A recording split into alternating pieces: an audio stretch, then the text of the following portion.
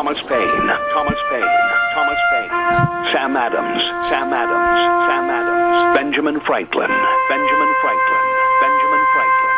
These men spoke up for what they thought was right. From their courage came such documents as the Declaration of Independence and the Constitution of the United States.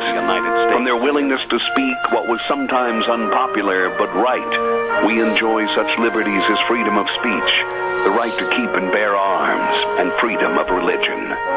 There are those who still wish to oppress our freedoms, and there are still patriots willing to stand up and defend life, liberty, and the pursuit of happiness. Men like Zeb Bell, who honor our founding fathers and what they stood for. It's now time for Zeb at the Ranch, speaking up and defending your freedoms. Brought to you by Magic Valley Les Schwab Tire Centers and all of the other great advertisers on the program. And now, Zeb Bell. That night, there were shepherds staying in the fields nearby, guarding their flocks of sheep. Suddenly, an angel of the Lord appeared among them, and the radiance of the Lord's glory surrounded them. They were terrified, but the angel reassured them, "Don't be afraid. I bring you good news that will bring great joy to all people. The Savior, yes, the Messiah, the Lord, has been born today in Bethlehem, the city of David, and you will recognize him by this sign. You will find a baby wrapped snugly in strips of cloth, lying in a manger." Merry Christmas. Here comes Kate Smith and God Bless America, followed by a patriot with our Pledge of Allegiance. Good morning.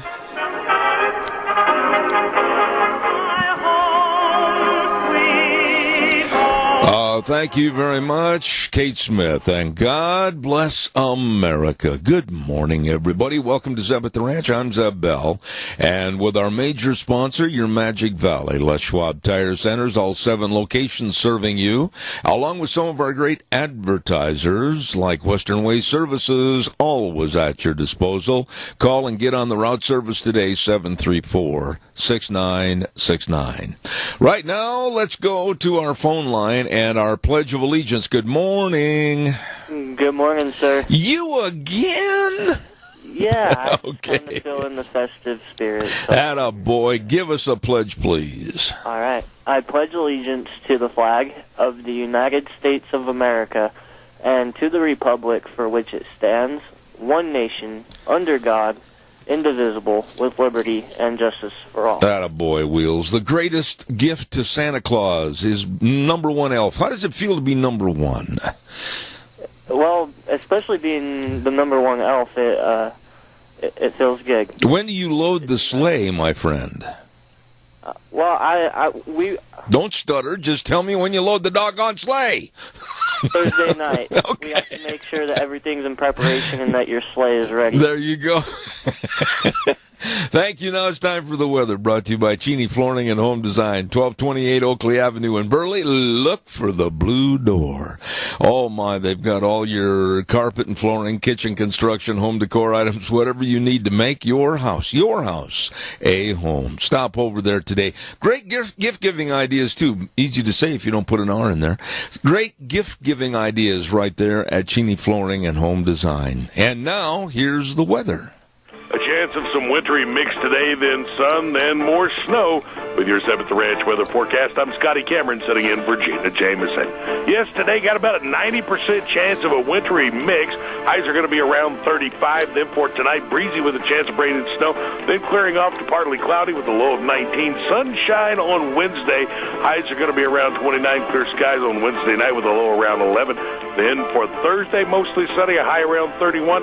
Clouds for Thursday night and a low of 21. Then for Friday, still a chance of showers coming on in. Highs are going to be around the mid-30s. That's your Zeb at the Ranch weather forecast. I'm Scotty Cameron. Scotty, thank you much. And brought to you by our dear friends Kyle and Whitney Cheney at Cheney Flooring and Home Design.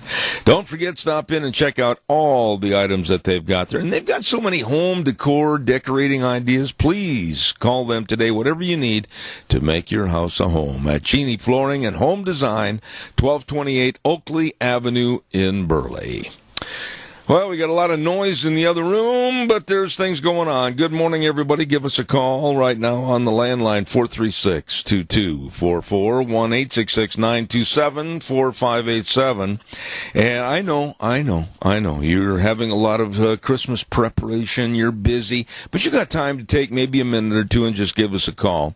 While I'm waiting for your call that I know is coming in, don't forget our friends at Daryl's Cleaners, 1223 Albion Avenue in Burley.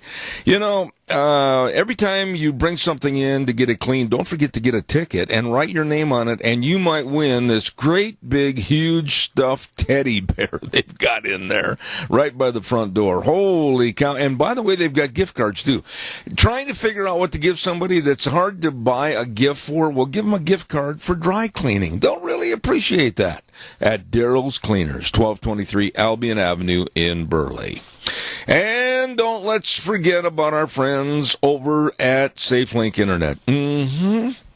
Really have extended their hours and their people for technical support. And don't forget SafeLink Internet, 677-8000. Fast, reliable, and believe me, you should get on the service. They've got over 10,000 customers in this area, and they'd love to make it 10,001 with you. So please get a hold of them today. 677-8000, SafeLink Internet, serving you. All right, calls are welcome and appreciated. 436-2244, 1-866-927-4587.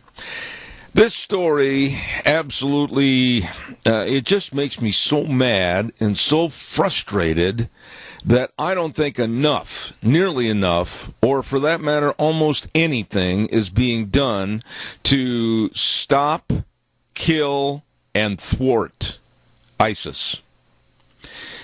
Maybe you didn't hear about it, but yesterday over in Europe, there were 3 terrorist actions.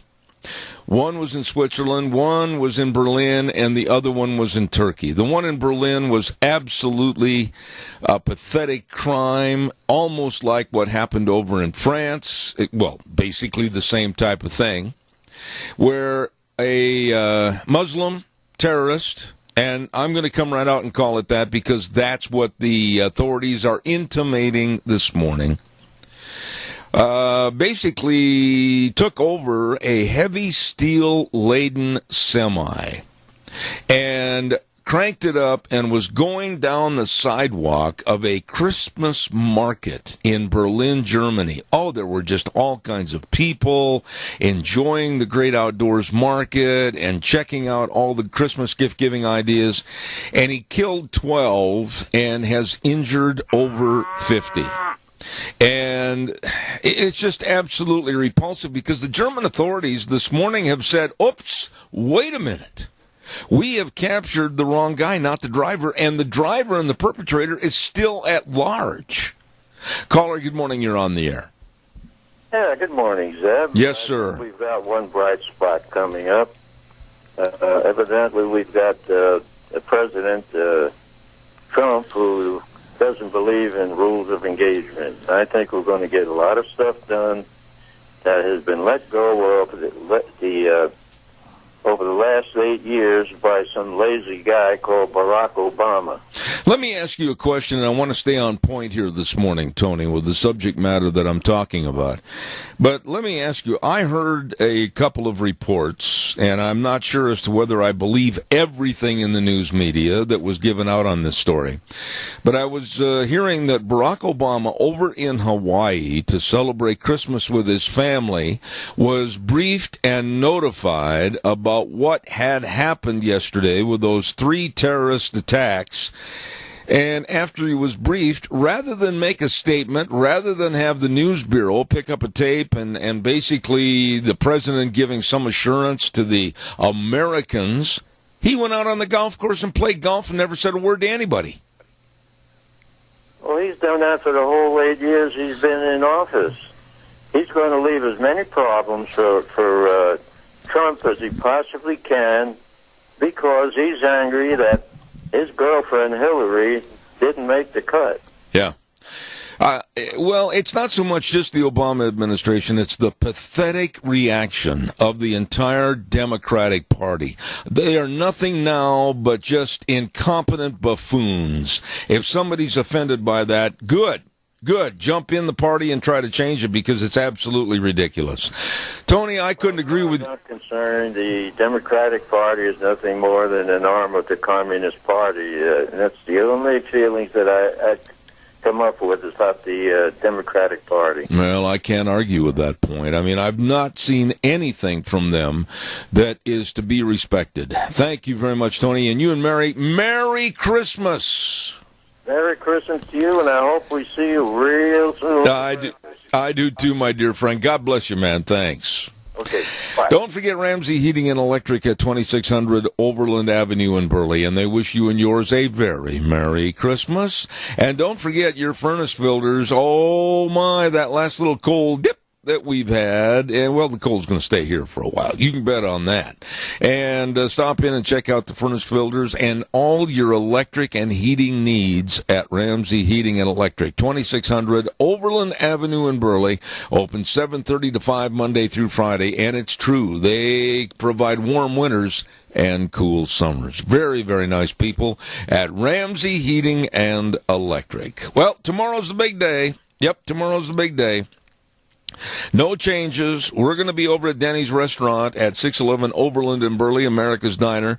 We're going to be broadcasting live and direct for the 3 hours with our great big old-fashioned Christmas party. Come on in. We're going to have an ugly sweater contest for the men and the women and special prizes. And just please enjoy. Come on over, say hello. Come on the radio, say howdy, and all that kind of stuff. We're looking forward to it. And go to Denny's Restaurant and try the pumpkin cream pancake breakfast.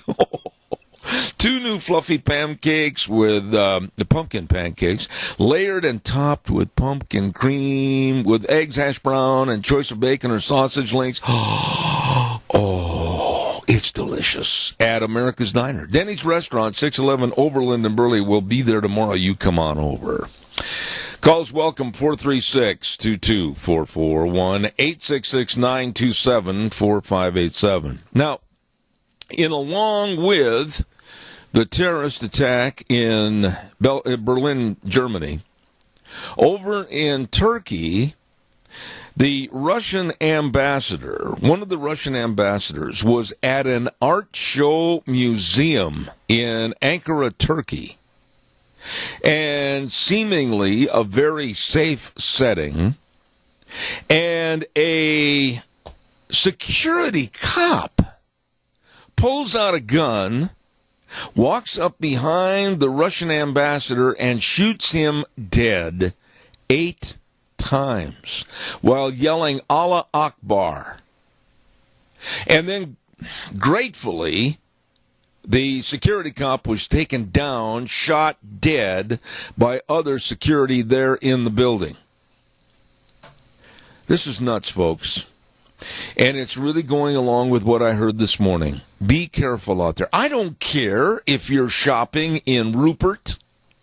I don't care if you're shopping in Pocatello, Twin Falls. I don't care where you're shopping in Boise.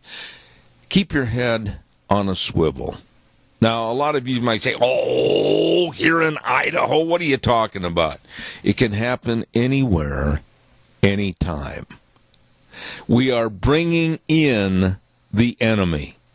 I'm just going to tell it like it is. We are bringing in the enemy. We don't know who they are because the vetting process is absolutely minimal at best. And they have said this morning, be careful. Be vigilant, see something, say something, no matter how minuscule. And when you tell authorities at whether a shopping center or wherever you are, airport, bus depot, it doesn't make any difference. Demand in a loud, loud voice that something be done, not shrugged off. Not to tell you, oh, well, we'll get to it as soon as we can. You demand in a loud voice, I want it done now. It's the squeaky wheel getting the grease. I was listening to a lady last night, kind of going through, Deanne wanted to see that Christmas show, America's Got Talent, and I was watching some of the football game, and then I changed it, and I finally caught up with one lady that was talking about this, and she said, don't minimize the dangers that are prevalent around all of us anywhere in the world today because of the cancer cells of terrorism that have spread all over. All over. And you know, if you think that Christians aren't in the fray, I'm going to tell you something in just a minute that'll just make the hair on the back of your neck stand up. Right back. Give me a call, 436-2244, 1-866-927-4587. Burley Physical Therapy and Rehabilitation, 1263 Bennett Avenue, Suite 2 in Burley. And the number to call for an appointment to have them help you get back to being you, 678-1191, 678-1191. Nick Greenwell, the physical therapist, along with all the other physical therapists, with all the exercises. And, of course, they've got that hydrotherapy pool with that treadmill. Ooh, I love that. Get in there, call, make an appointment, and feel better. Burley Physical Therapy and Rehabilitation, 678-1191. Calls welcome. Come on, I know it's Christmas time, but give me a jingle. Barry Equipment and Rental. 3 locations to serve you, and by golly, I'll tell you what, these are good folks. They have all the equipment to get the job done right. And now let me also mention this. They've got a lot of used rental Bobcat equipment that they are selling. They're selling, and now's the time to buy.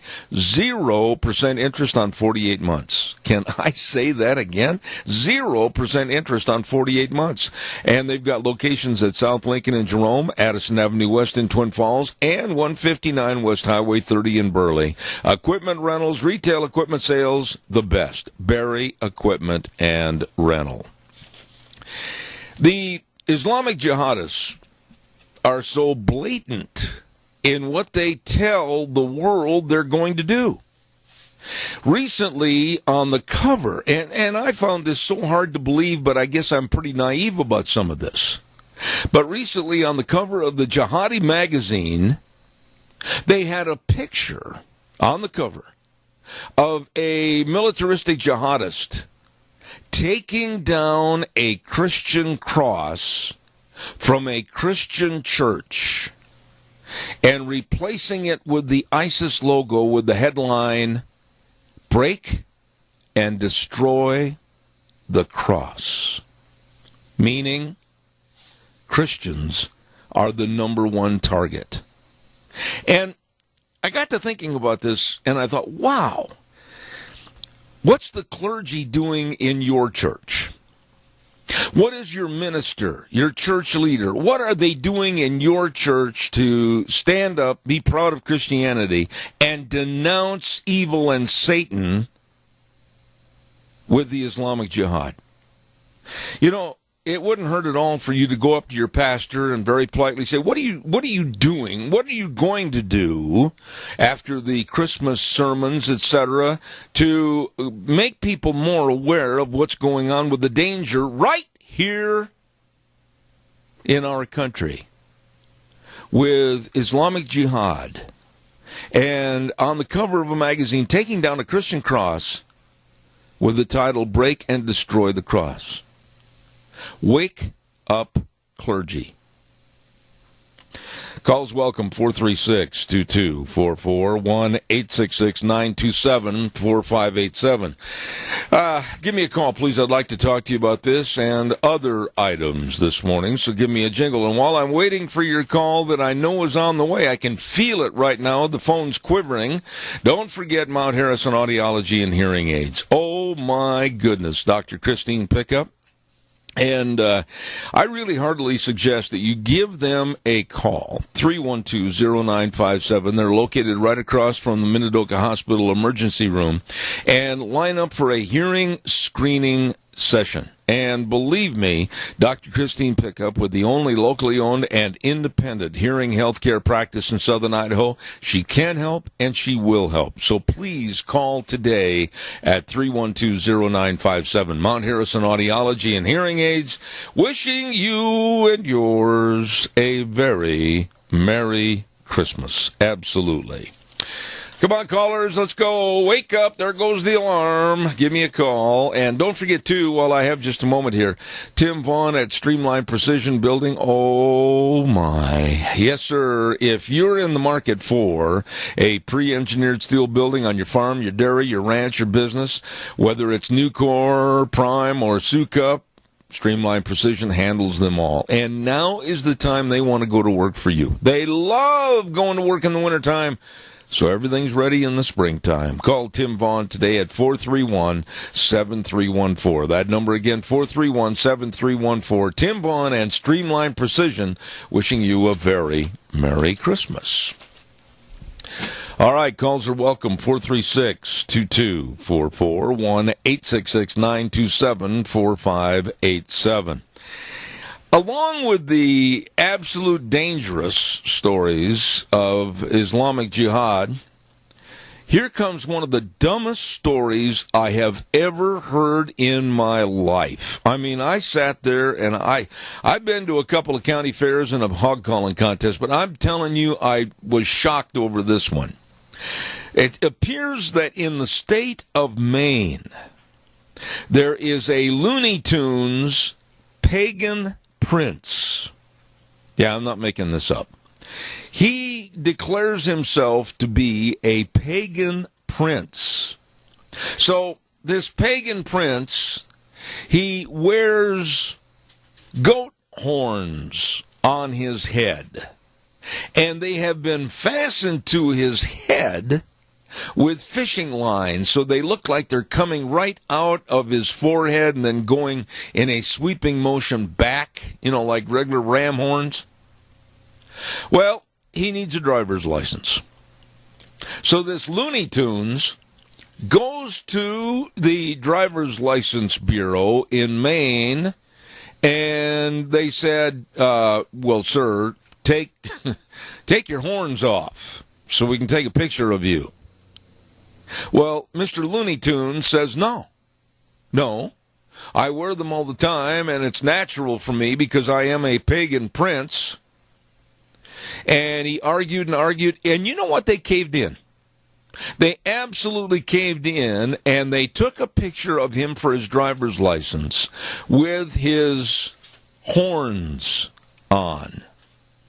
He demanded that because he's a pagan prince and leader of his cult following, that he have this on his ID, and the state of Maine weakened and let him have the picture with his horns.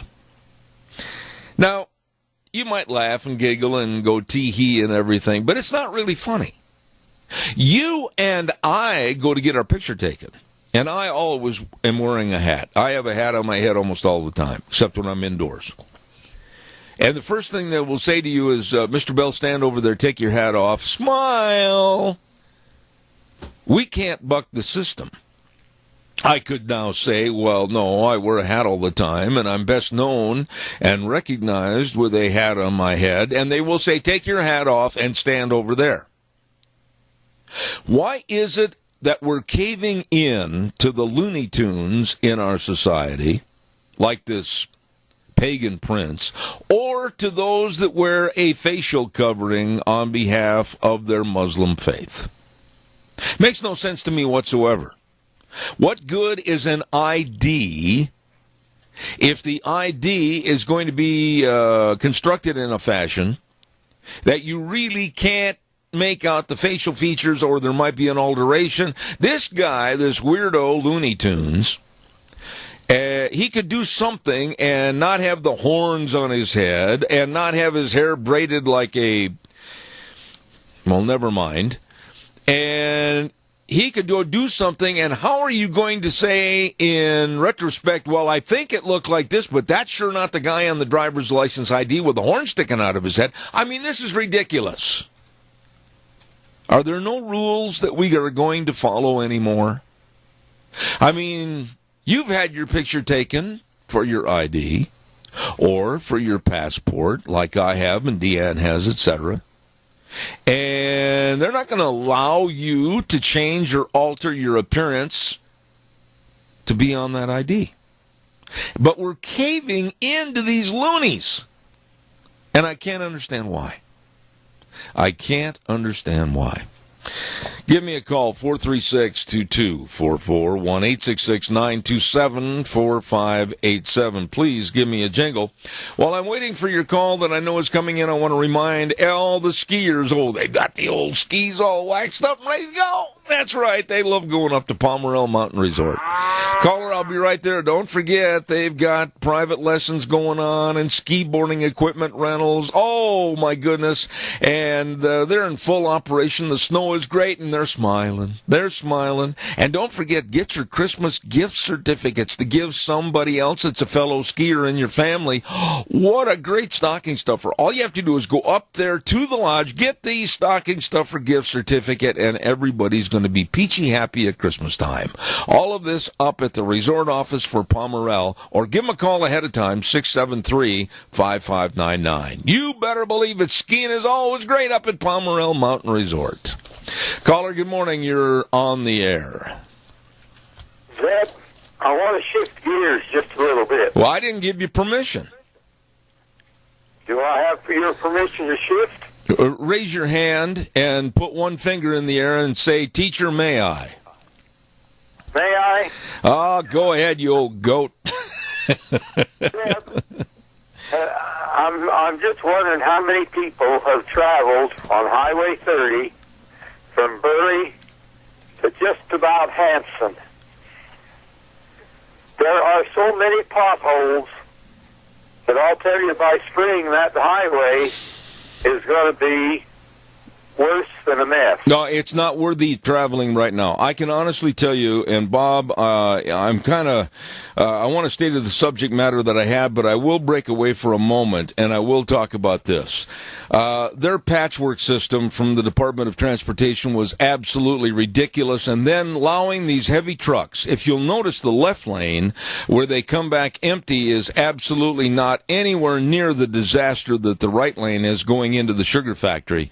And I will tell you that it's absolutely ridiculous to let these heavy trucks on there with these overweight systems, and it's just tearing the road apart. There are sections that you're talking about right now that if you drive over there, you will severely damage your vehicle and your tires.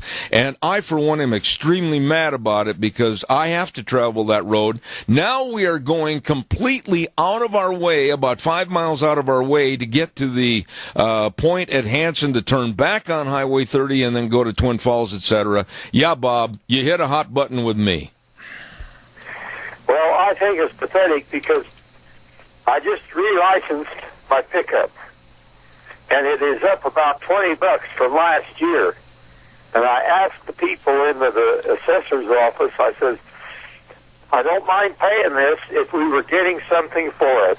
And by damn, I think we're losing, and that road is going to be absolutely impassable by spring. Well, Bob, it's already there to the point where if you don't care about your vehicle, if you don't care about your tires, if you don't care about your safety, don't drive on that road. They have a huge electronic sign up now, up by that old abandoned restaurant, and they're talking about the dangers of on that highway, and it's just absolutely non-drivable for anybody that cares for their vehicle.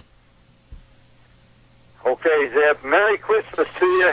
Have a good day, and we'll talk to you later. All right, Bob. Merry Christmas to you. Take care, my dear friend. Thank you. Yeah, what happened on Highway 30 is it's a war zone. It absolutely looks like they've been bombed, and there's there's holes big enough to eat up your whole tire and go down about maybe 6-8 inches. I mean, it's terrible what's on that road. And if somebody's offended from IDOT, that's your problem, not mine. Calls welcome, 436-2244, 1-866-927-4587. Give me a call. I'd like to hear from you. And I want to talk a little bit real quick. Come on, give me a call about Bedkey Treasure Barn. Yes, located at 1558 Normal Avenue on the corner of 16th and Normal in Burley. Oh, my goodness, what an inventory. I mean, they've got everything. All kinds of furniture like love seats, recliners, pool tables. They've even got barber chairs, shave and a haircut, 2 bits, and they've got clothing, and they've collectible toys, and they got ammunition. My goodness, stop in and see them today. They're open, Tuesdays through Saturdays from 10 to 5. Bedkey Treasure Barn in Burley on Normal Avenue, wishing you and yours a very Merry Christmas. Absolutely. Well, Trump won another election yesterday. Yes, he did. And he won handily with 304 electoral votes.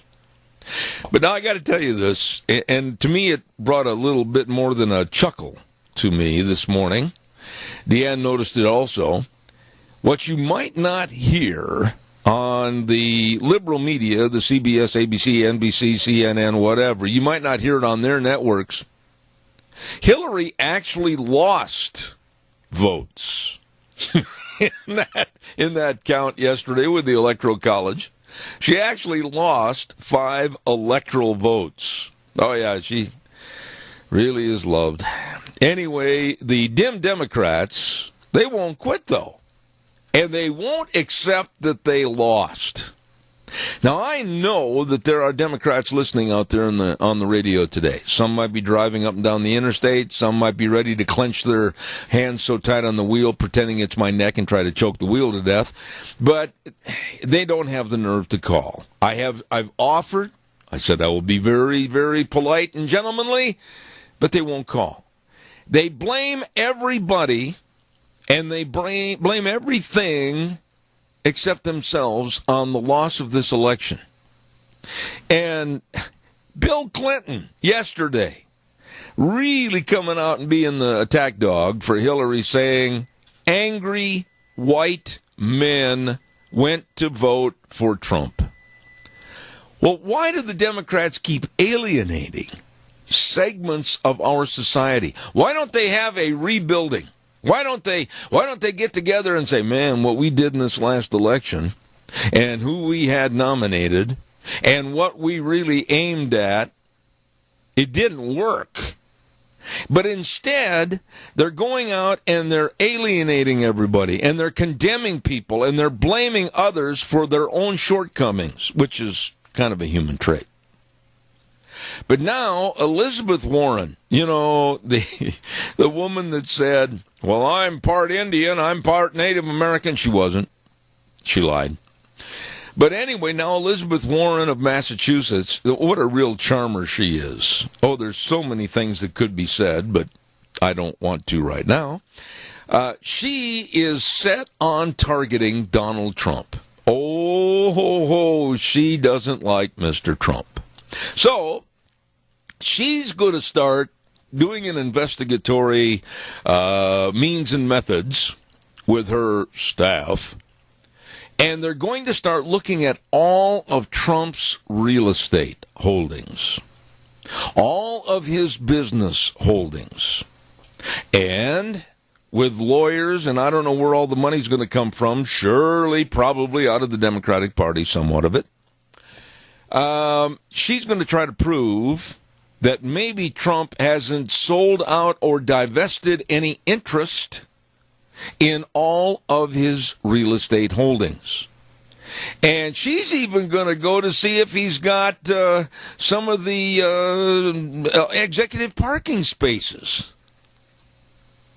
And she's going to see if she can't nail him on that. And then, after she does this study, she says she's going to proceed with impeachment.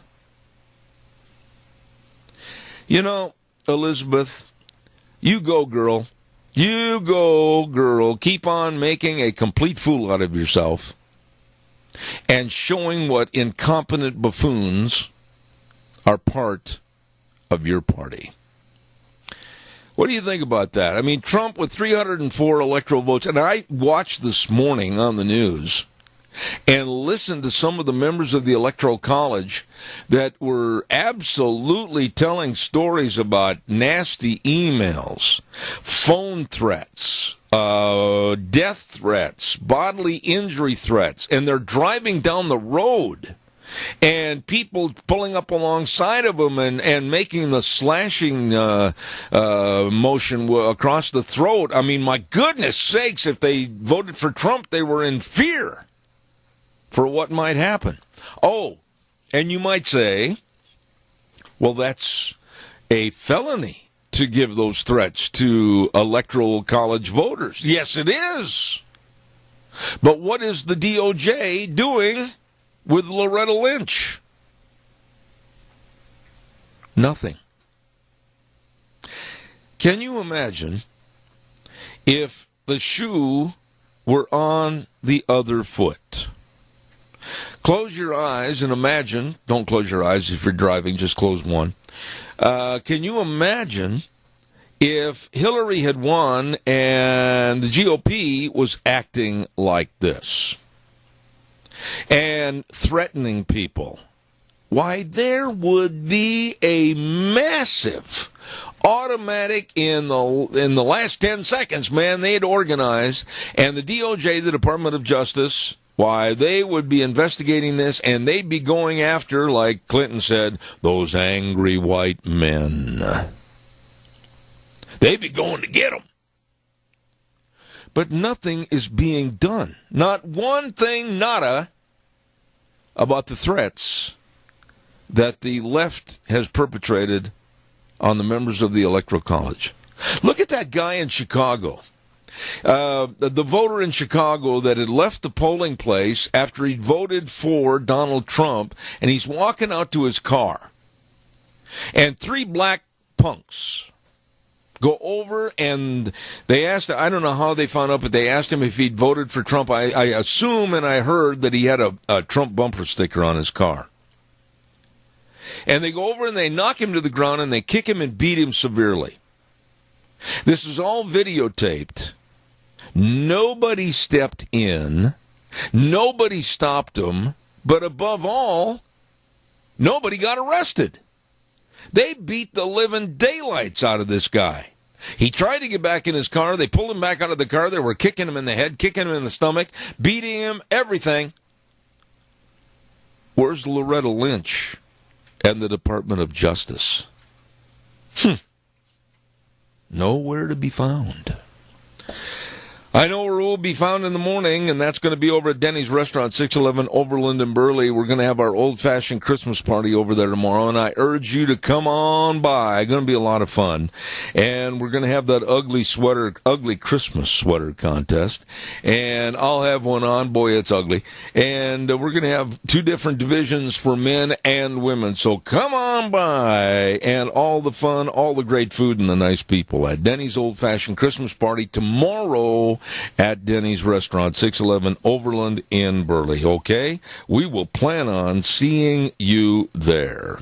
I got to get a weather forecast on here, and then I'll take some calls. Man alive, the last couple of days, people are going, I'm too tired to call. Well, the weather's brought to you this hour by the Urgent Cares. Kyle James and his very, very efficient and knowledgeable staff. And they have locations at Riverview Urgent Care, 382 North Overland in Burley.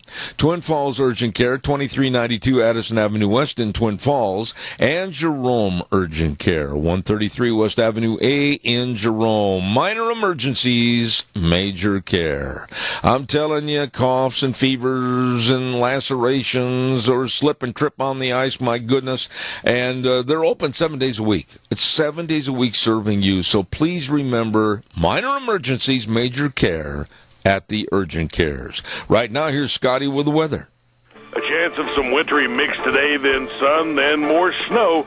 With your 7th Ranch weather forecast, I'm Scotty Cameron sitting in for Gina Jameson. Yes, today got about a 90% chance of a wintry mix. Highs are going to be around 35. Then for tonight, breezy with a chance of rain and snow. Then clearing off to partly cloudy with a low of 19. Sunshine on Wednesday. Highs are going to be around 29. Clear skies on Wednesday night with a low around 11. Then for Thursday, mostly sunny, a high around 31. Clouds for Thursday night and a low of 21. Then for Friday, still a chance of showers coming on in. Highs are going to be around the mid-30s. That's your Zeb at the Ranch weather forecast. I'm Scotty Cameron. Scotty, thank you. Merry Christmas, old buddy. And remember, brought to you by the Urgent Cares. Riverview Urgent Care in Burley, Twin Falls Urgent Care, Twin Falls, Jerome Urgent Care over in Jerome. Minor emergencies, major care. Absolutely great. By the way, and I haven't heard from this guy for the last couple of days. I'm wondering what's the matter with him. Dougie, are you feeling okay? You got a sore throat? Laryngitis? What? I haven't heard from old Doug over at Doug's Alternator and Starter Repair, 635 21st Street, Alfresco Road in Hayburn. My goodness sakes, he specializes in starter, alternator, and generator repair. Almost made a mistake. And also sells brand new. So be sure and get a hold of him. He's open 8 to 5 Monday through Friday. Doug's Alternator and Starter Repair on Alfresco Road. And he wishes you and yours a very Merry Christmas. Okay. Oh, I got to ring the bells. There we go. Merry Christmas. Absolutely. All right, your turn. Give me a call, 436-2244, 1-866-927-4587. Golly, Gomer, I'd sure like to talk to somebody, so give me a jingle really right now. I mentioned this earlier, and it does stick in my craw a little bit, that where's Obama? He still has 30 days left in office. Where is he? Hello? Anybody home? Oh, he's out at the golf course. Really, where is the president currently? What is he doing? What is he saying about what's going on in the world situation? Wouldn't you, honestly, regardless of whether you like Obama or not, I have to give him his dues if he was on television looking at the camera and would say something to the effect of, my fellow Americans, please be really cautious and careful in all of your travels. With the world kind of turned upside down with terrorism, we urge everybody to be very cognizant of what's going on around you, blah, blah, blah, blah, blah. Wouldn't that make you feel like he was really in tune to being your president and caring about you? According to the reports that I got this morning, after Obama heard about what happened in Ankara, Turkey, and after Obama got the reports on what had happened in Berlin, Germany, and Switzerland, they had a terrorist attack over there also, he went out to the golf course and played a round of golf. Caller, good morning. You're on the air. Yeah, Zeb, I think we've got to get in one more $2 million vacation on us people before he can call her quit.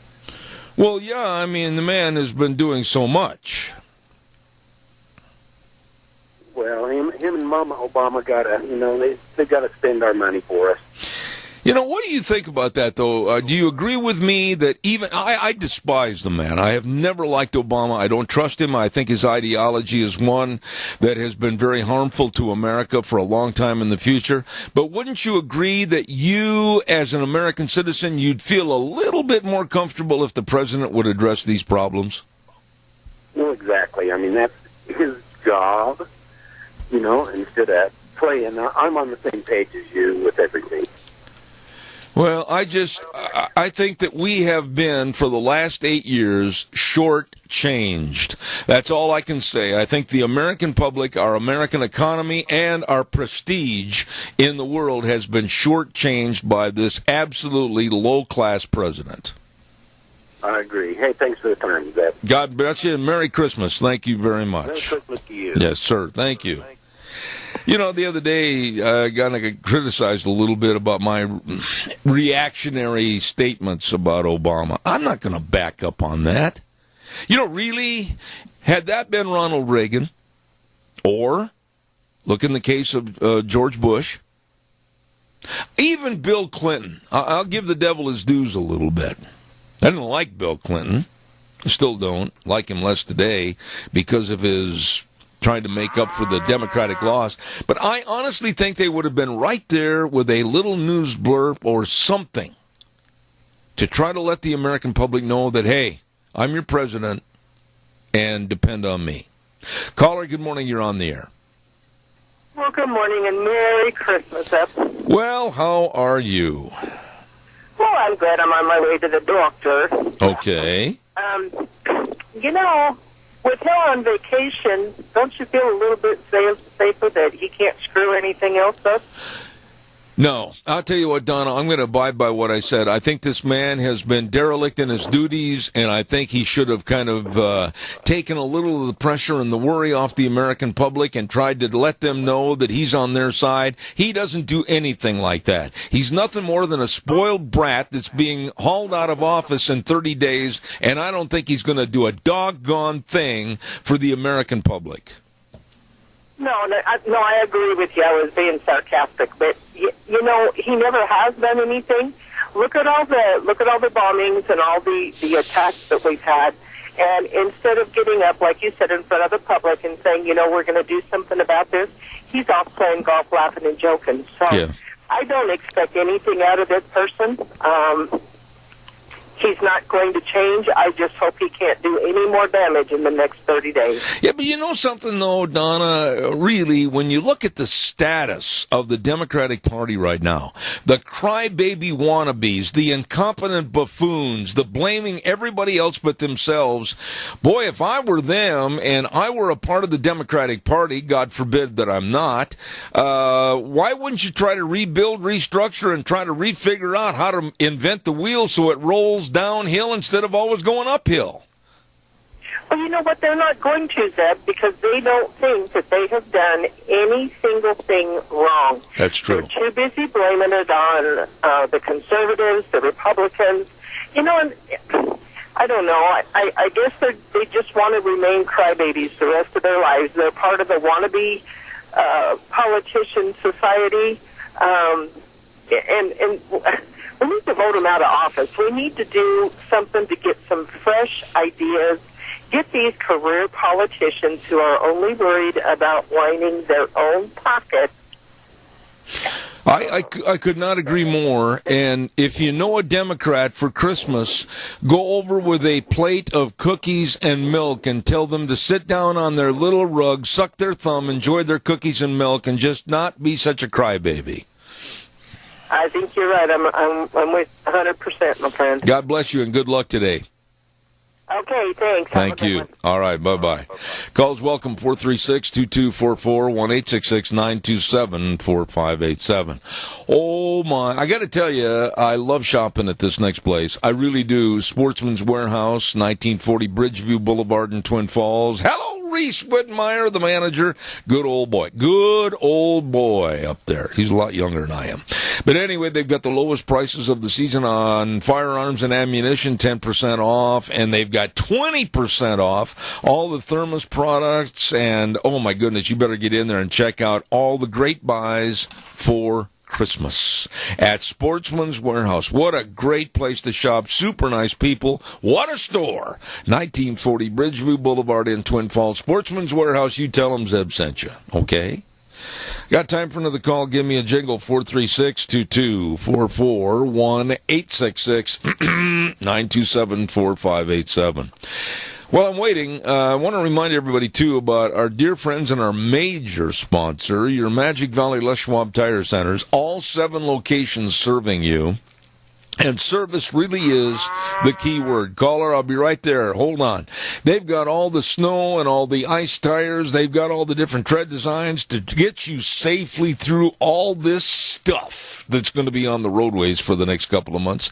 And don't forget the best in batteries. Your battery might be getting a little old, might not get the job done. You better go in and have it tested. They've got the best in batteries right there, along with the best in brake service, front end alignments, shocks and struts. It's all there at all 7 locations serving you for safer driving.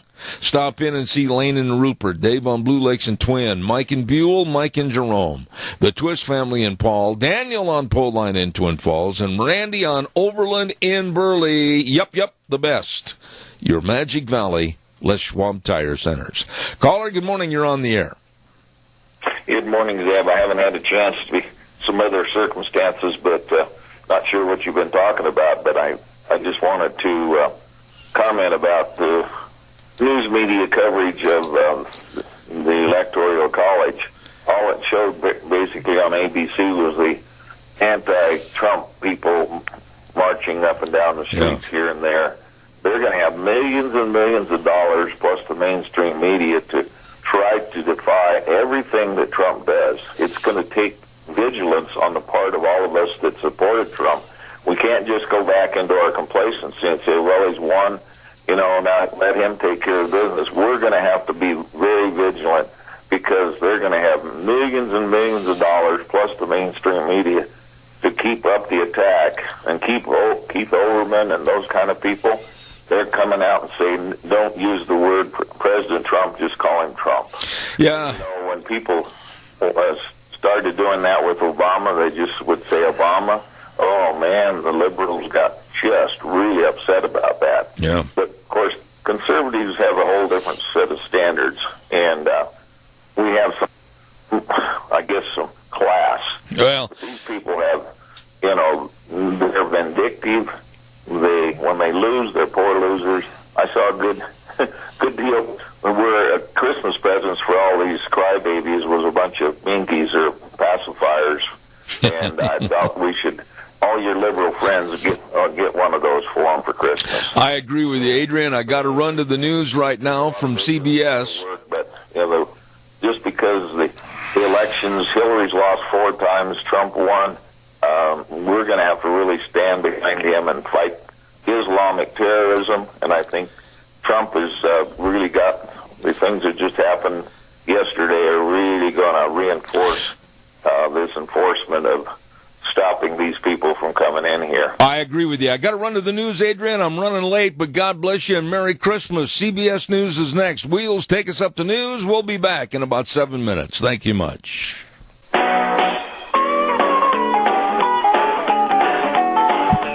Oh, Merry Christmas. Merry Christmas. Thank you very much, Zeb at the Ranch. I'm Zeb Bell. And our thanks to our major sponsor, your Magic Valley Les Schwab Tire Centers, all 7 locations serving you. And, of course, also some of our great advertisers like Western Waste Services. From the canyons of the Snake River and all across southern Idaho, we're always at your disposal. Western Waste Services, we care about our community, our resources, and this great land. Western Waste Services is lending a hand, always at your disposal. Western Waste Services always at your disposal, and they've got a great idea for those people that are hard to buy something for at Christmas time. Why not give them a gift certificate for Western Waste to pick up their garbage for a year, a month, whatever you want to buy? That's right. Great stocking stuffer idea. Western Waste Services, always at your disposal. Call them today, 734-6969, Western Waste Services. Hey, by the way, don't forget our friends over at Ark Animal Hospital. Hello, 750 21st Street in Hayburn. Warm hearts for cold noses. Dr. Bill, Dr. Liz, the whole staff. And Ark Animal Hospital is a mixed animal practice, meaning big or small. They love them all and do a great job keeping your animals healthy. Be sure and get a hold of them today. 678-1177. That number again, 678-1177. Ark Animal Hospital. Warm hearts for cold noses. Yes, it's true. Oh, my goodness sakes. What else have we got here real quick before I get Frosty on the line? Oh, I need to remind everybody I've got Christmas well wishes from the Minnecacha Chamber of Commerce at 1177 7th Avenue in Hayburn. Oh, my goodness. They wish you and yours a very Merry Christmas and a Happy New Year. I almost choked. And be sure to stop into the Visitor Center at 1177 7th Avenue in Hayburn. Great selection of made in Idaho products. Merry Merry Christmas from the Minnecasia Chamber of Commerce in Heyburn. And don't forget, great store, La Vintage Boutique. Oh my, this is a nice store. 1240 Oakley Avenue in Burley, 878-8942. Awesome Christmas ideas, many one-of-a-kind gifts. And don't forget, they can also personalize. This is the place to go shopping for Christmas. Absolutely. La Vintage Boutique on Oakley Avenue in Burley. And last but not least, Dot Foods, 1541 West 27th Street in Burley. They say thank you to everybody that has helped make Dot Foods the nation's largest food industry redistributor. And if you're looking for a job, call them. Great opportunities over there, and they wish you and yours a very Merry Christmas from Dot Foods. Right now, let's go to the phone line, and my old buddy ready to come on the program this morning. Good morning, Golden, Colorado, Frosty Woolridge. How are you? And a Merry Christmas to you and all your listeners and every one of us for a Merry Christmas this year. And boy, oh boy, it's exciting that the Electoral College did its job yesterday. Donald Trump is our 45th President of the United States, and he will prove to be as colorful and as exciting and get the job done as Teddy Roosevelt back in 1902. So this is a thrilling time for me, and I think it's a thrilling time for you and all of us that we have a resurrection of the United States of America. So it's a pleasure to be with you, Seb. I agree, Frosty, but now in every bright spot, there's always a negative. You know, let me ask you a question. You're a sharp guy, and you and I have talked off the phone and privately, but the status of what happened yesterday with the Electoral College, of course, confirming by 304 votes that, yes, Trump is going to be president. But let me ask you this. With all the threats and all the death threats and all the injury threats and all the nasty calls and emails and everything, which are a felony if they're threatening an Electoral College member, why hasn't the DOJ, the Department of Justice, stepped in? If the reverse was going on, Frosty, you can bet your umbrella they'd be after us on the right. Well, no question about that, and that is the duplicity of the entire Obama government. As a matter of fact, I just wrote a piece that you all may see at newswithviews.com, and it talks about Michelle Obama when she did her last interview as the outgoing First Lady, and she said, we feel what not having hope feels like.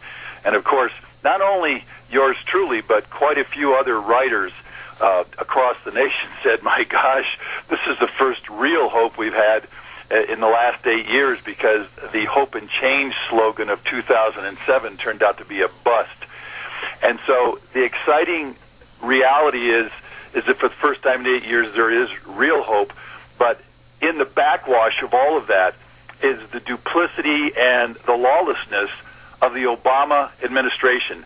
Let's face it, whether it was Eric Holder, who was part of Fast and Furious and the gun running, whether it's Loretta, what's her name? It's now the Attorney General Lynch, not doing her job.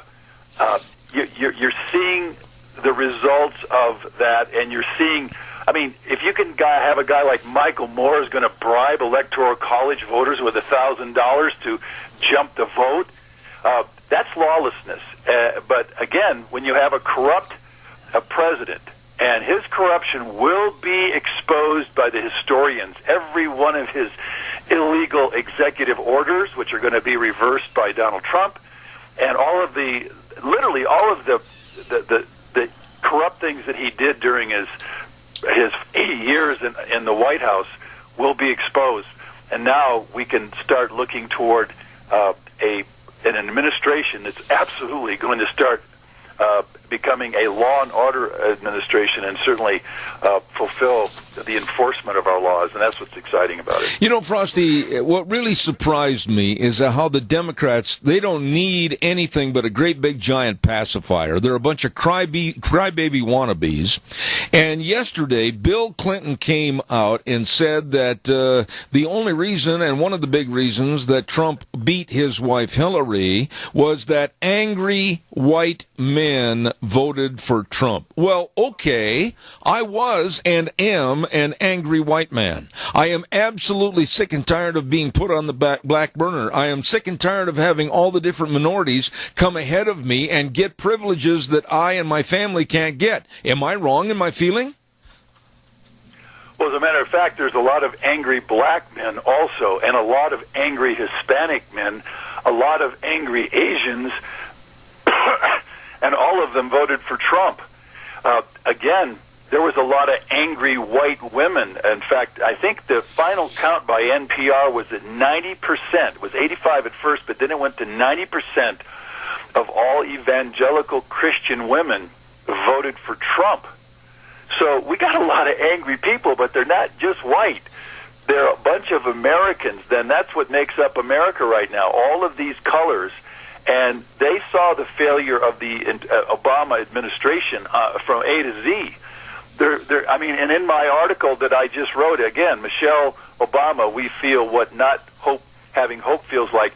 I can guarantee you this. I just go right down the line and tell exactly what happened for the last 8 years, and it was not good. And Barack Obama, now I find out instead of 324 days of golf, he played 381 days of golf. Yeah. I mean, here's a man playing golf when we got the world falling apart, we got our country being completely dismantled, and we got police officers being executed in New York City. We've got the most Muslim executions and terrorist attack in the last 8 years, and he's playing golf. He spent $85 million for his vacations. That's yours and my money. I'm a little angry about that, but I'll bet you a lot of black folks are angry, and so are Hispanic folks and all of us who pay taxes to see a president take $85 million in vacations. I'm angry myself, but I'm not the only one. Well, here's the other thing. In addition to what we're mad about at Obama with the golf and everything else, it correlates to what happened yesterday with more of the Islamic Jihad movement and the ISIS attacks in Berlin, Germany, in Switzerland, and in Ankara, Turkey. 3 devastating attacks. And after Obama was told and briefed about this on his vacation in Hawaii, he opened the back door and went golfing. Again, that is his modus operandi. I really want to have everyone make note of this or appreciate this. Barack Obama has had spent, I think, somewhere between $2 and $3 million to seal all of his records.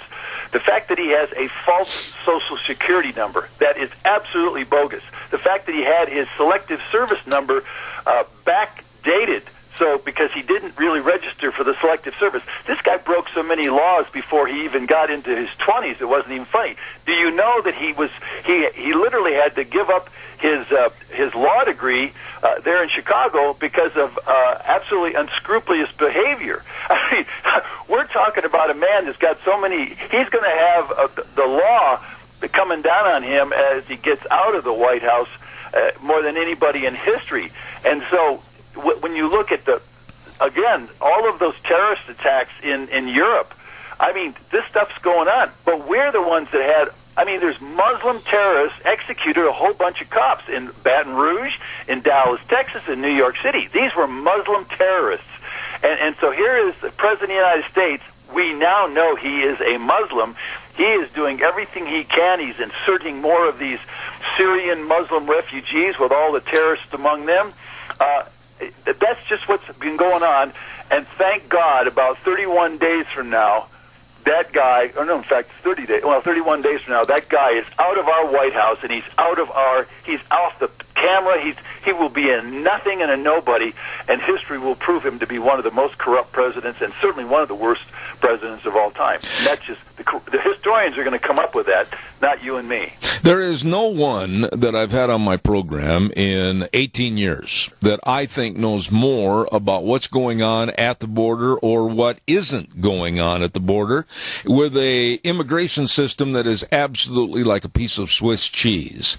When I got a report the other day from Carolyn May at the CRC back in D.C. on immigration, I was absolutely astounded, and I wanted to ask you about this because I know you're aware of the numbers. But now the number of migrants, they call them migrants, but actually they're illegal aliens, apprehended coming into the United States illegally is now amounting to over 1,570 per day. You're correct. Again, I want to repeat this number. According to Stephen Camarata, the research scientist there at Center for Immigration Studies and also capsweb.org, this is verifiable. And the reality is that 500,000 illegal aliens jumped our borders this year. Wow. And why did they jump our borders? Because Barack Obama made the Border Patrol to stand down, and they're not even getting close to catching any of these people. And that's what we're facing. And this is going to continue until January the 20th of 2017. You know, I just don't understand why and boy, help me on this one, old buddy.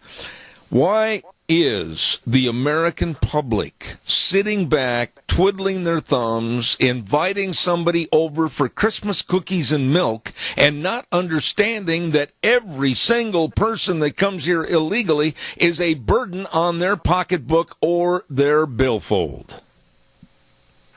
Well, that's correct, and I want every American to understand this.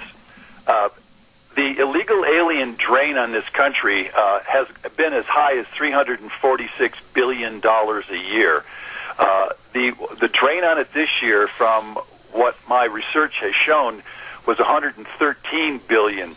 Again, across 15 federal agencies. I can't begin to tell you that that's not even the whole of it, because when you start looking at all the unemployed Americans, and we're talking black, white, and brown. We're talking yellow and red. I mean, you look at the kind of there's 13 million children in this country living below the poverty level. We got 8 million unemployed. We're $20 trillion in debt. And yet Barack Obama has done nothing, I mean nothing, to secure the borders. And you see all of this coming out of your pockets, because once, like the anchor babies, 350,000 of those a year, that's women who come across the border illegally. They birth their child. We pay for it. We pay, honest to gosh, the prenatal, the postnatal. We pay for the next 18 years of that child's education, plus the mother's now on welfare, living in Section 8 housing. And she's literally partying down on yours and my tax dollars when we put our 40 to 50 and 60 hours of work per week in. So that's what's going on. And again, this is all going to change on January the 20th because it can't keep going on, because we can't sustain this financial loss to our country, let alone, again, my latest article, $120 billion a year in cash transfers going out of the United States by immigrants, both legal and illegal. And again, I want that wall built because I'm going to go down there and volunteer along with my veteran Army buddies and some of my Air Force buddies and some of my Marine Corps buddies. We're going to go down there, live in tents, and do whatever we can to volunteer. I'm going to call for a national volunteer group of veterans to go down and help build the wall, because, folks, Mexico sells this country $50 billion a year in drugs that are rotting our inner cities, that are rotting our kids with heroin epidemic and crack cocaine and methamphetamines and everything that goes with it. So that's what's going on, and this administration under Donald Trump's going to stop it, and we're all going to help him stop it. You know, and what I'd like to see, and I'd like you to comment on this a little bit, is that the Rahm Emanuels and the Bill de Blasios and everybody else across the country with over 300 sanctuary cities, each and every one of those mayors, I would like to see them open their mail some morning in the not-too-distant future, and it's a letter from the White House saying, we are going to kick your butt right out of office, and you are up on felony charges, because quite frankly, Frosty, they should be on felony charges. That's correct, Zeb. As a matter of fact, I met and shook hands with Jeff Sessions just this last month in November, and what an honor that was for me. As the new Attorney General, I think that's what he is. He's a new Attorney General. This man is going to go in and go after city councils and certainly go after mayors of cities because they are in violation of federal U.S. law that we all, facilitated by literally electing officials to represent us, and that it's against the law to house and to transport and to employ an illegal alien. It's $2,000 fine for each illegal and up to 5 years in prison. I'd love to see Rahm Emanuel go to prison. I'd like to see de Blasio go to prison. I'd like to see, Gavin Newsom out there in San Francisco absolutely go to prison because he is a criminal. These people are criminals. And so is the governor of my state, John Hickenlooper. He's an open borders, a sanctuary governor. He was an open borders sanctuary mayor. Michael Hancock, who's also an open borders and sanctuary mayor for Denver, he needs to go to jail. These people are breaking the law. And I can't wait. Honest to gosh, it's the greatest Christmas present of I think, my life is going to be January the 20th, 2017, when Donald Trump, a man of the people, a man who's an American, is going to step into the White House, and he is going to start taking action. I'm thrilled about this, Deb. But wait a minute. Let's talk about this. I am concerned. I'm very ecstatic that this is happening. And quite frankly, I'm more than anxious to rub the noses of the Democrats into a losing trough. But I am very concerned, and I think you are too, that the liberal left, the Democrats, the insane people like Michael Moore and others, I don't trust these people. And I think they're going to do all they can to disrupt Inauguration Day, and Michael Moore has even pleaded with the left to provide violence on Inauguration Day. I think we're not out of the woods yet. These people are nuts.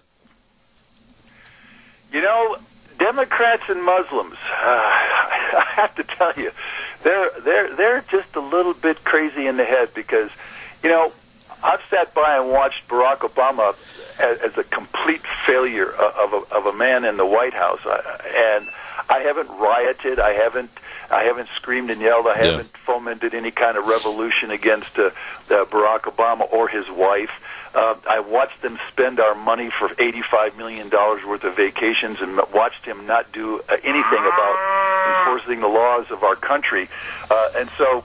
Yeah, these people are a little bit nuts, but they're going to have to settle in because the President of the United States will be Donald Trump, and we're going to weather that particular storm, and in the end, we're going to have a man of action in the White House, and the results are going to start really coming in when he starts taking the action starting on January the 20th.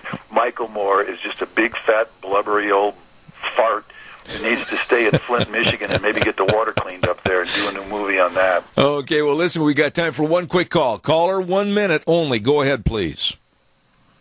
Well, I think the first thing he should do the first day is expose the fact that Barack Obama was never legally a citizen, did not qualify to be president. Everything he has done, all his executive orders and so forth, should be null and void. He won't do that because obviously it would probably cause a race riot because of his color. And, of course, he's not really black, he's mulatto. But these people are committed evildoers. They're committed spiritually to Satan. And so, they don't care if they blow up the planet. Because Satan would love to do that. So, anyway, Frotz, you can comment about that. Happy New Year. Thank you, sir. Thank you, sir. Frosty, real quick, I got about 30 seconds. Go ahead. Yeah, and he's right on. They're going to do what they're going to do, but in the end, there's still enough of us Americans to maintain law and order and a sense of loyalty to our country and to our communities and to our Constitution. And in the end, that's going to win out at this point in time. Frosty, I will not be on the air next week live. I'm going to be doing some reruns of various programs between Christmas and New Year's. So now is the time that I want to wish you and your lovely wife a very Merry and blessed Christmas and a Happy New Year. God bless you, man, and I cannot wait to have you back on in 2017. Thank you so much. Thank you, Zeb. Look forward to it, Sandy, and I wish everyone listening across America, across Canada, a very Merry Christmas and Godspeed. And hey, we're just going to get out there and get it done. Thanks so much. All right, buddy. Thank you. Merry Christmas. Good friend, dear friend, Frosty Woolridge. Appreciate it. Hey, don't forget Hanson Mortuary at 710 6th Street in Rupert. Wishing you and yours a very happy and Merry Christmas and a new year that's very prosperous and filled with joy for you and your family. Don't forget that when there is the passing of a loved one, Hanson Mortuary is always there to serve you with the highest ethical standards with unquestioned integrity, because they believe that every life is worth remembering. Please write the number down and call them for more information at 436-5636. That number again, 436-5636. Joel Heward, his family, and his staff, always of service to you at Hanson Mortuary, 710 6th Street in Rupert. Oh, my. Let's see what else we got here real quick before we go to our next guest. I want to remind you about Let's Ride. Oh, boy, where the fun is sold. You better believe it. Located at 270 Highway 24 between Rupert and the World. Open Monday through Friday, 9 to 6, Saturdays, 9 to 5. This, I'll tell you what, is the place to go. They've got all the brand new snow machines. They've got all the timber sled systems, you know, the snow bike conversion kits, and all the accessories. What a great place to stop in and get accessories for the ones you love that are involved in the outdoors, and you can find it all at Let's Ride. Absolutely. And a great service department, too. 270 Highway 24 between Rupert and the World. That's Let's Ride. Yep, it's true, where the fun is sold. Wishing you and yours a very Merry Christmas. I know some other people that are wishing you a very Merry Christmas, and that's, of course, also our friends at Cameron and Siemens Insurance, Highway 24 in Rupert. Number to call, and that's, of course, 436-4424. Cameron and Siemens Insurance, life insurance, health insurance, retirement planning, employee benefits, they care. And they're very dedicated and responsive to your needs. So please call for an appointment today. Don't put it off. You call them, Cameron and Siemens Insurance, Highway 24 in Rupert, wishing you and yours a very Merry Christmas. Oh, by the way, speaking of that, we're going to be over at Denny's Restaurant tomorrow morning. Yep, tomorrow, no excuses. We will be there from 8 to 11, broadcasting live and direct at 611 Overland and Burley, Denny's Restaurant, America's Diner, for the old-fashioned Christmas party. Come on by and join us. We're going to have an ugly sweater contest, 2 winners, men's division, ladies division, some other prizes, lots of prizes to give away. So we'll plan on seeing you there tomorrow at Denny's. Don't you miss it. Let's go to the phone line right now, and we have a dear friend on the line and an excellent accountant, and I'd like to introduce him as it comes up on the paper, of course, with Pope Phillips, Oaks, Goodwin and Company, Lyden Crane. Good morning, Lyden. How are you?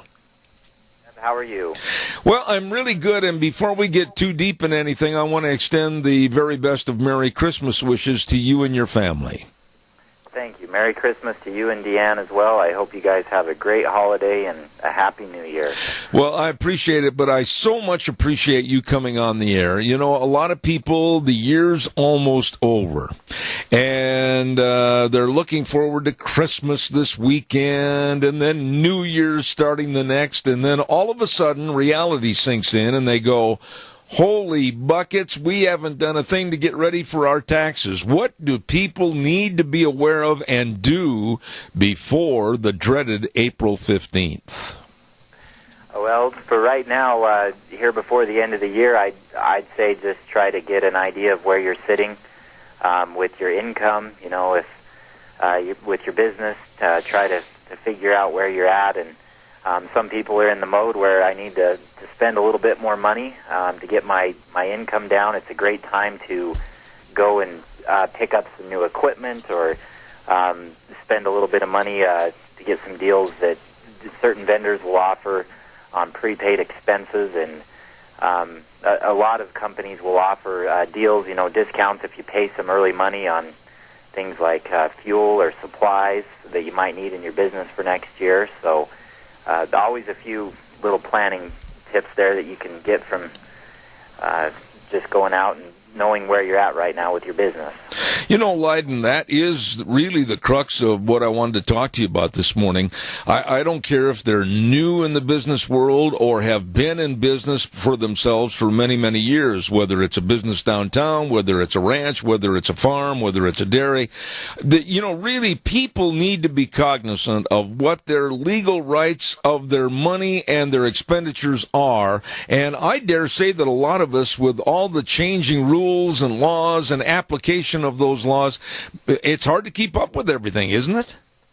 Yeah, it's very hard, and I think it's a balancing act between, you know, understanding the law and keeping up with that, and then running your business as well. As much as we'd like to know everything and be down to the nitty-gritty details, sometimes they're, you know, letting your accountant or other financial professionals kind of give you some good advice with that, and then but you still have to make good business decisions, and you know, balancing that is important.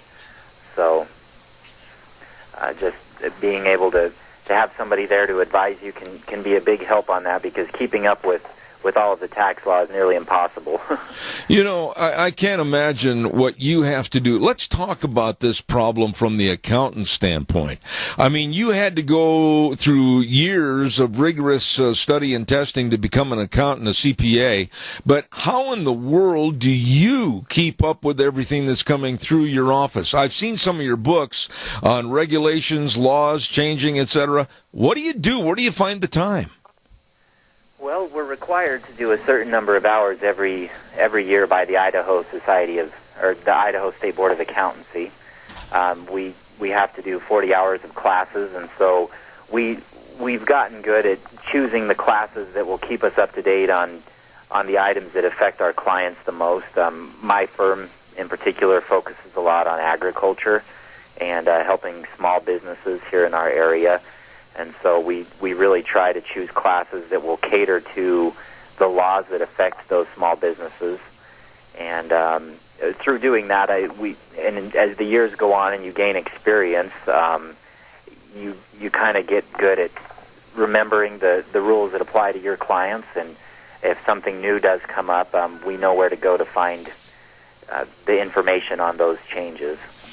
What about one of the things that people utilize, I have in the past myself, is the extension on the taxes from April 15th until possibly extending it through the next fall.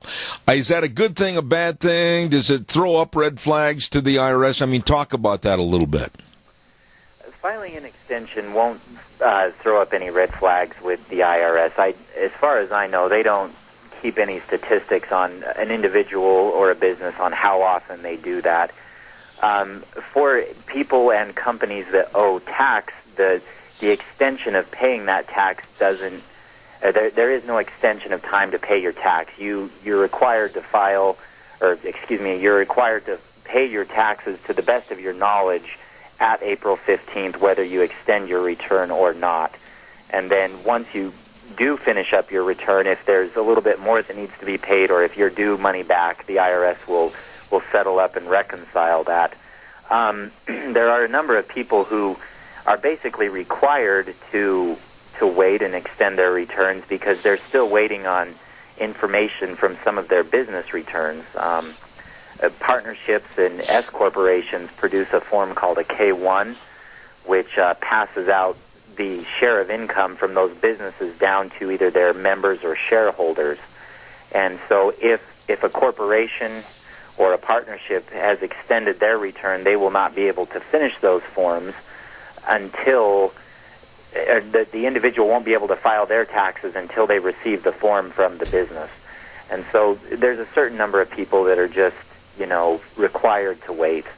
And then there are other individuals who, for one reason or another, maybe they're just like me, their busy time is from, January to April, and they just don't have time to get their taxes in, and so they ask for an extension, and there's no problem with that. That gives us, the CPAs, a little bit of work to do in the summer and later on into the fall. Let me ask you this question, and I'm not trying to paint you into a corner, but you can imagine this is a question and a remark that I'm sure you've heard many, many times before on the national media and also maybe at the local coffee shop. Here we are, the taxpayers and the citizens of this country, and I feel, this is my own personal statement right now, I feel like we have been abused and misled by the dishonesty and the wrong approach to the American taxpayer by the IRS. They can do what they want to do, but we can't even be late a moment. We'll get hung with a fine. These people have acted in basically kind of an unlawful manner. With this new administration, do you look for a cleaning up, if you will, of the Internal Revenue Service? Well, I think that's going to depend on what the new administration ultimately decides to do with the tax code. For anybody who's been following that, the President-elect Donald Trump has made several statements about wanting to change the tax brackets, some of the deductions that can be taken by an individual. And so he's given some basic details, but not in-depth details. And depending on what he is able to get changed, I think there could be a simplification. I'm positively optimistic that there will be some simplification that will allow for more clarity between the taxpayer and the IRS. Part of the problem, I think, with the IRS right now is that they have so many laws to try to administer, and to them, they're all about compliance. They have to comply with everything that's in the tax code, and as you mentioned, the tax code is very large. And so for them to try to be able to administer all of those laws is very difficult on the budget that they're given. And so sometimes they're just as frustrated as we are. They throw their hands up and say, how can I do all of this and be reasonable to the taxpayer? It's not possible. Okay. So I am positively optimistic that the new administration will simplify things. All right, we have a caller with a question for you, Leiden. Go ahead, caller, please, quickly. Yes, Leiden.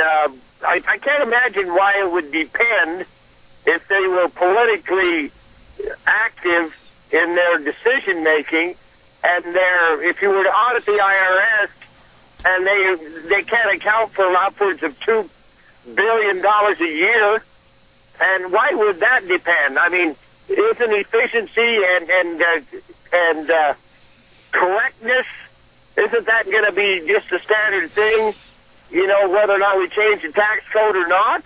I'll hang up. Go ahead, Leiden, please.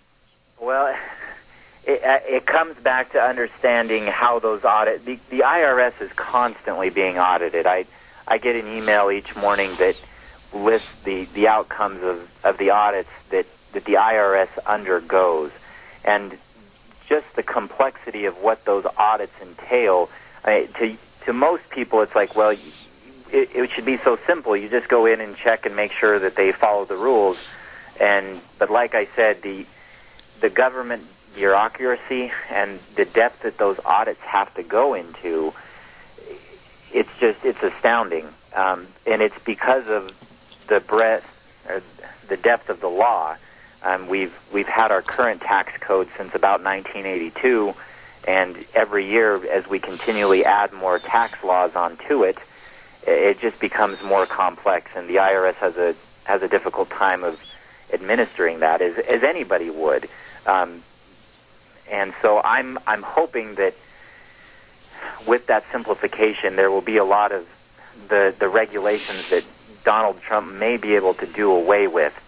and to try to make it a little bit more simple for them too, because at the end of the day, the IRS is still ran by human beings, and they make mistakes just like anybody else. But what they've been asked to do, I think, is truly impossible. Well, let me interject this, and then I'll get off of the IRS and talk about taxation a little bit more. But wouldn't you say that the IRS, and this is me talking, not you, Leiden Crane, but Zeb Bell, that it almost looked to me over the last 3.5 years specifically, that the IRS was playing partisan politics, all the way from Mr. Koskinen all the way down, and playing partisan politics, kind of jading, if you will, the GOP and its members, and concentrating more on them and their taxes than anybody that was high in the Democratic Party. Am I wrong in my thinking that partisan politics came into play with the IRS? In the not-for-profit sector, you're absolutely correct. I mean, there have been the accusations and the findings that they were specifically targeting not-for-profit companies who leaned toward the GOP side. And with that, I mean, there's no excuse for that type of behavior, especially inside of a government agency that's supposed to be impartial. As far as the business side goes, I haven't really seen anything there, or I haven't seen a large increase in audits in particular areas of the country of individuals. So I'm hoping that was limited solely to the not-for-profit sector. But yes, there have been some instances where they have specifically targeted people for their political ideologies. Okay, now I'm going to do something that I haven't done with you on the telephone before, and I am going to have you assist me with your own commercial for Pope Phillips, Oaks, Goodwin and Company. They bring us the weather right now. Curtis Pope, Todd Phillips, Rob Oaks, Mitch Goodwin, and yours truly, speaking on the other end of this line, Leiden Crane. Tell everybody real quick about some of the great services you offer throughout the Mini-Cassia area, Leiden. Well, at this time of the year, we're really busy with tax planning. We love to help our clients with cleaning up their books and figuring out where they're going to be come tax time so that there's no surprises, and helping them make some end-of-the-year tax decisions for where to spend money and maybe where they can get some tax savings. We also have a large clientele who we help with payroll and other sales tax filings. Here in January, we're going to get really busy with helping people file W-2s and 1099s.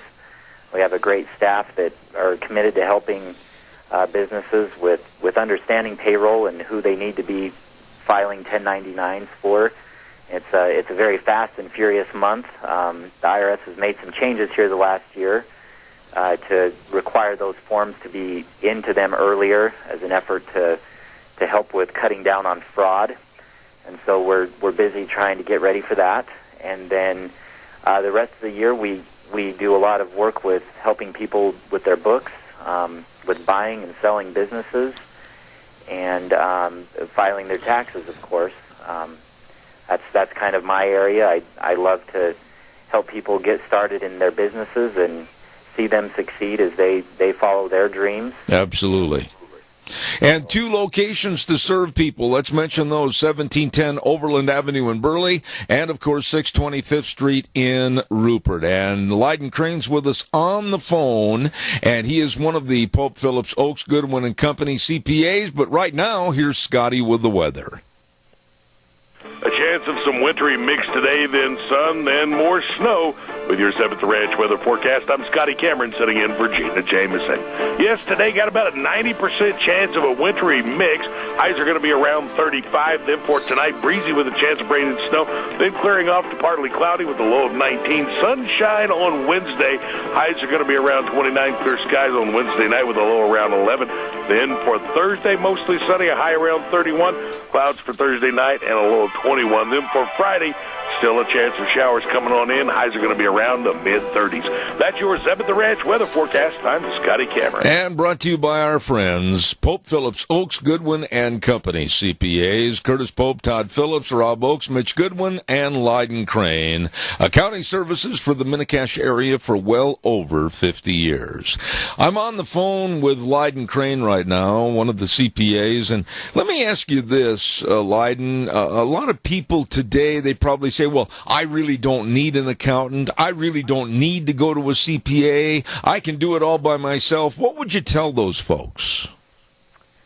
I would tell them good luck with the way that taxes are getting anymore. It is very difficult to do your own taxes. There are certain individuals out there who they might just have a simple basic W-2, and they can go online and find a free tax service that would be able to help them. And for the most part, they can get through. But I still see one or two people who will come into my office every year who they said, I did it on my own, and now I just got a letter from the IRS or from the state saying that I messed up and I don't understand it, and they're scared, and we have to sit down and help them correct that and get it all fixed. And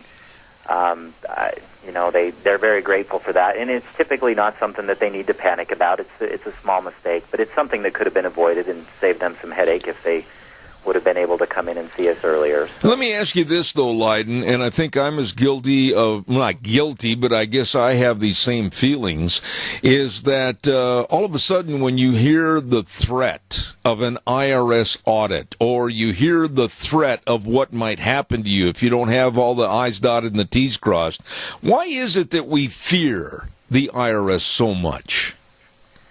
Well, they're not I think a lot of it is ignorance, and it's just not really dealing with them on a day-to-day basis. Really, the IRS, I don't believe that they're that bad, and for the most part, they will try to work with the taxpayer. But they're different than a typical business. I mean, if you go down to the store and buy something and want to return it, you know where to go and how to do that. But with the IRS, they have a certain procedure that you have to follow in order to get through and be able to talk to a real person and speak their language. And most people they don't deal with that on a day-to-day basis, and so they don't understand when they get contacted by the IRS through a mail. What do I have to do? How do I contact them? They don't have a store down on Main Street. And it's just kind of getting familiar with their processes.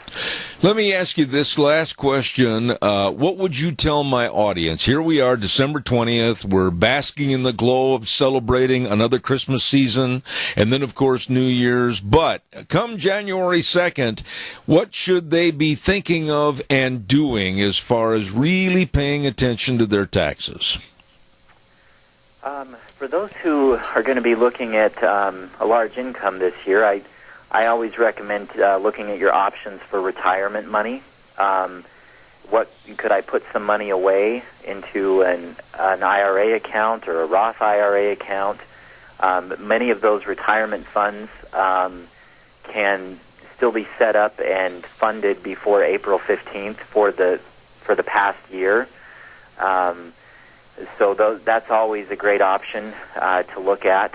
And then from a tax standpoint, just going back through your records and seeing if there's any expenditures that were for your business that you may not have recorded, to make sure once you do go in to see your tax professional that those are there and that they have all the information that they need. So I think those would probably be the two big ones.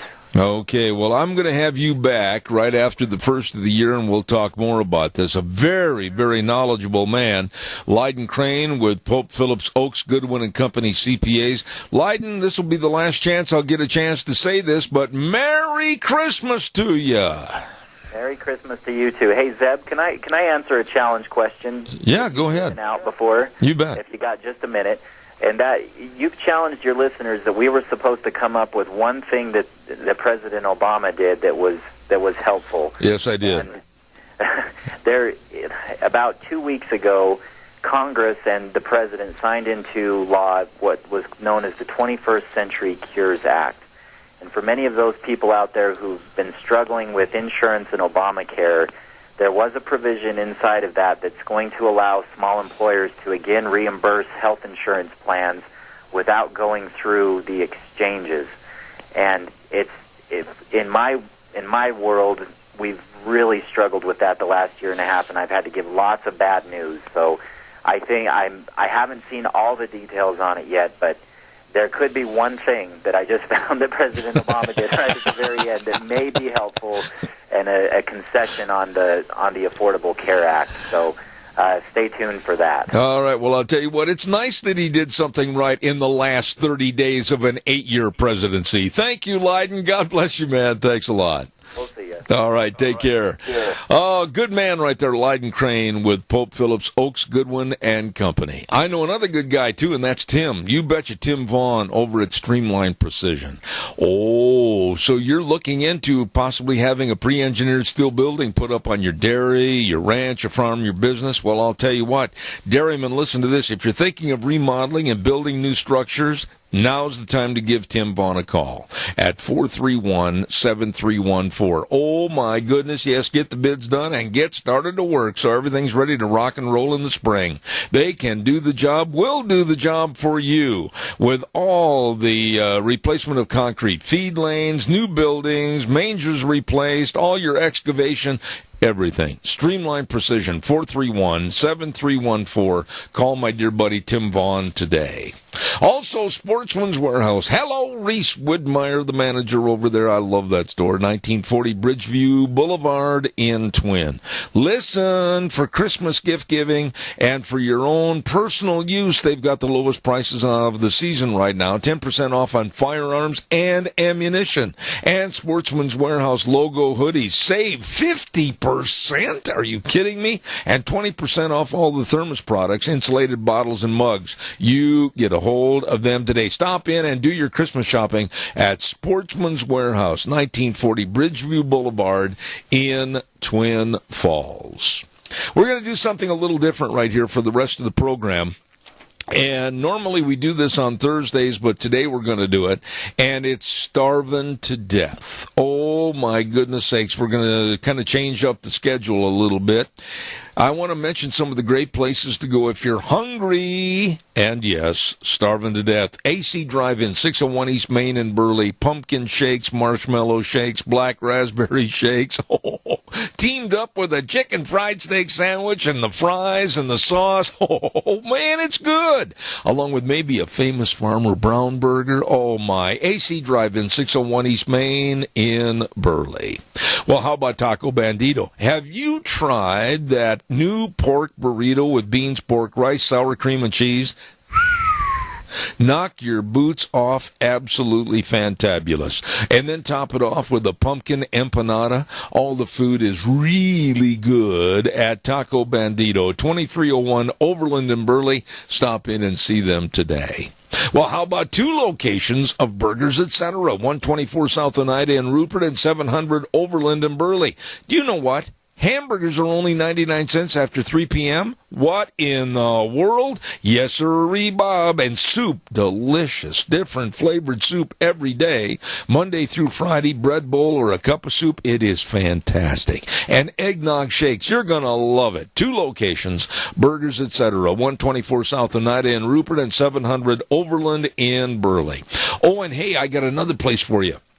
I'm drooling. I'm hungry. Steve-O's, 290 South, 600 West of Hayburn. And they've got a super idea for you. They've got gift certificates. Run over to Steve-O's today. Get a gift certificate as a stocking stuffer, and somebody's going to go over there and enjoy great food and become hooked on Steve-O's. Oh, my goodness. They've got a new salad, chicken breast with bacon, and all the goodies, and the buffalo burgers. You're going to love it at Steve-O's, 290 South, 600 West of Hayburn. And those are just a few great places to go if you're hungry and starving to death.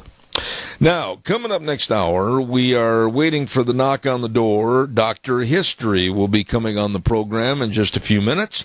And then we just received word that at 10:30 this morning, Katie Brown with the Energy in Depth group back in Washington, D.C. is going to be talking about fracking. So we've got that coming up in the next hour. Right now, I'm going to turn it over to Wheels, Christmas music, and we'll be back in about 7 minutes.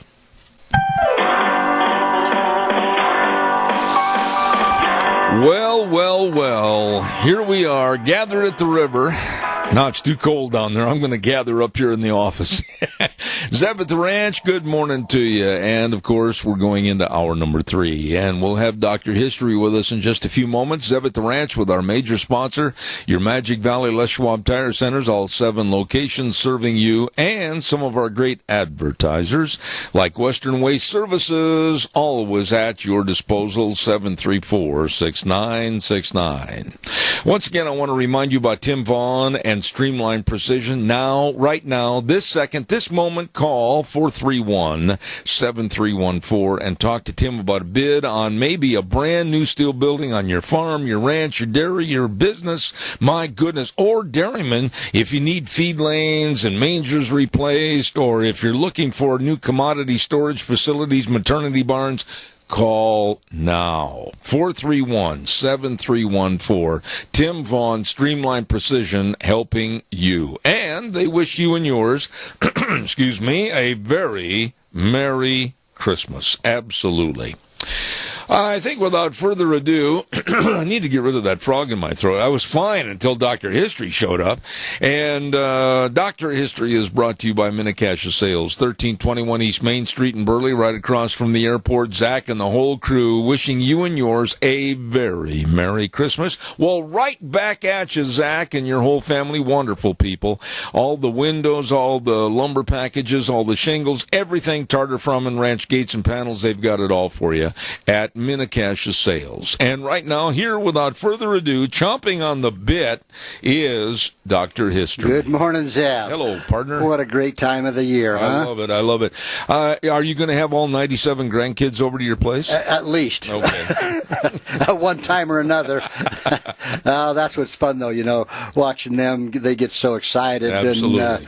And you can always tell a family that has little kids because there's no ornaments from about 2 feet down on the tree. That's really true. Yeah. We had to do the same thing, too. Of course, we also had to do it with Ruby, our dog. Oh, okay. Yeah. Ruby likes to take things and run away with them. That may not be good. No.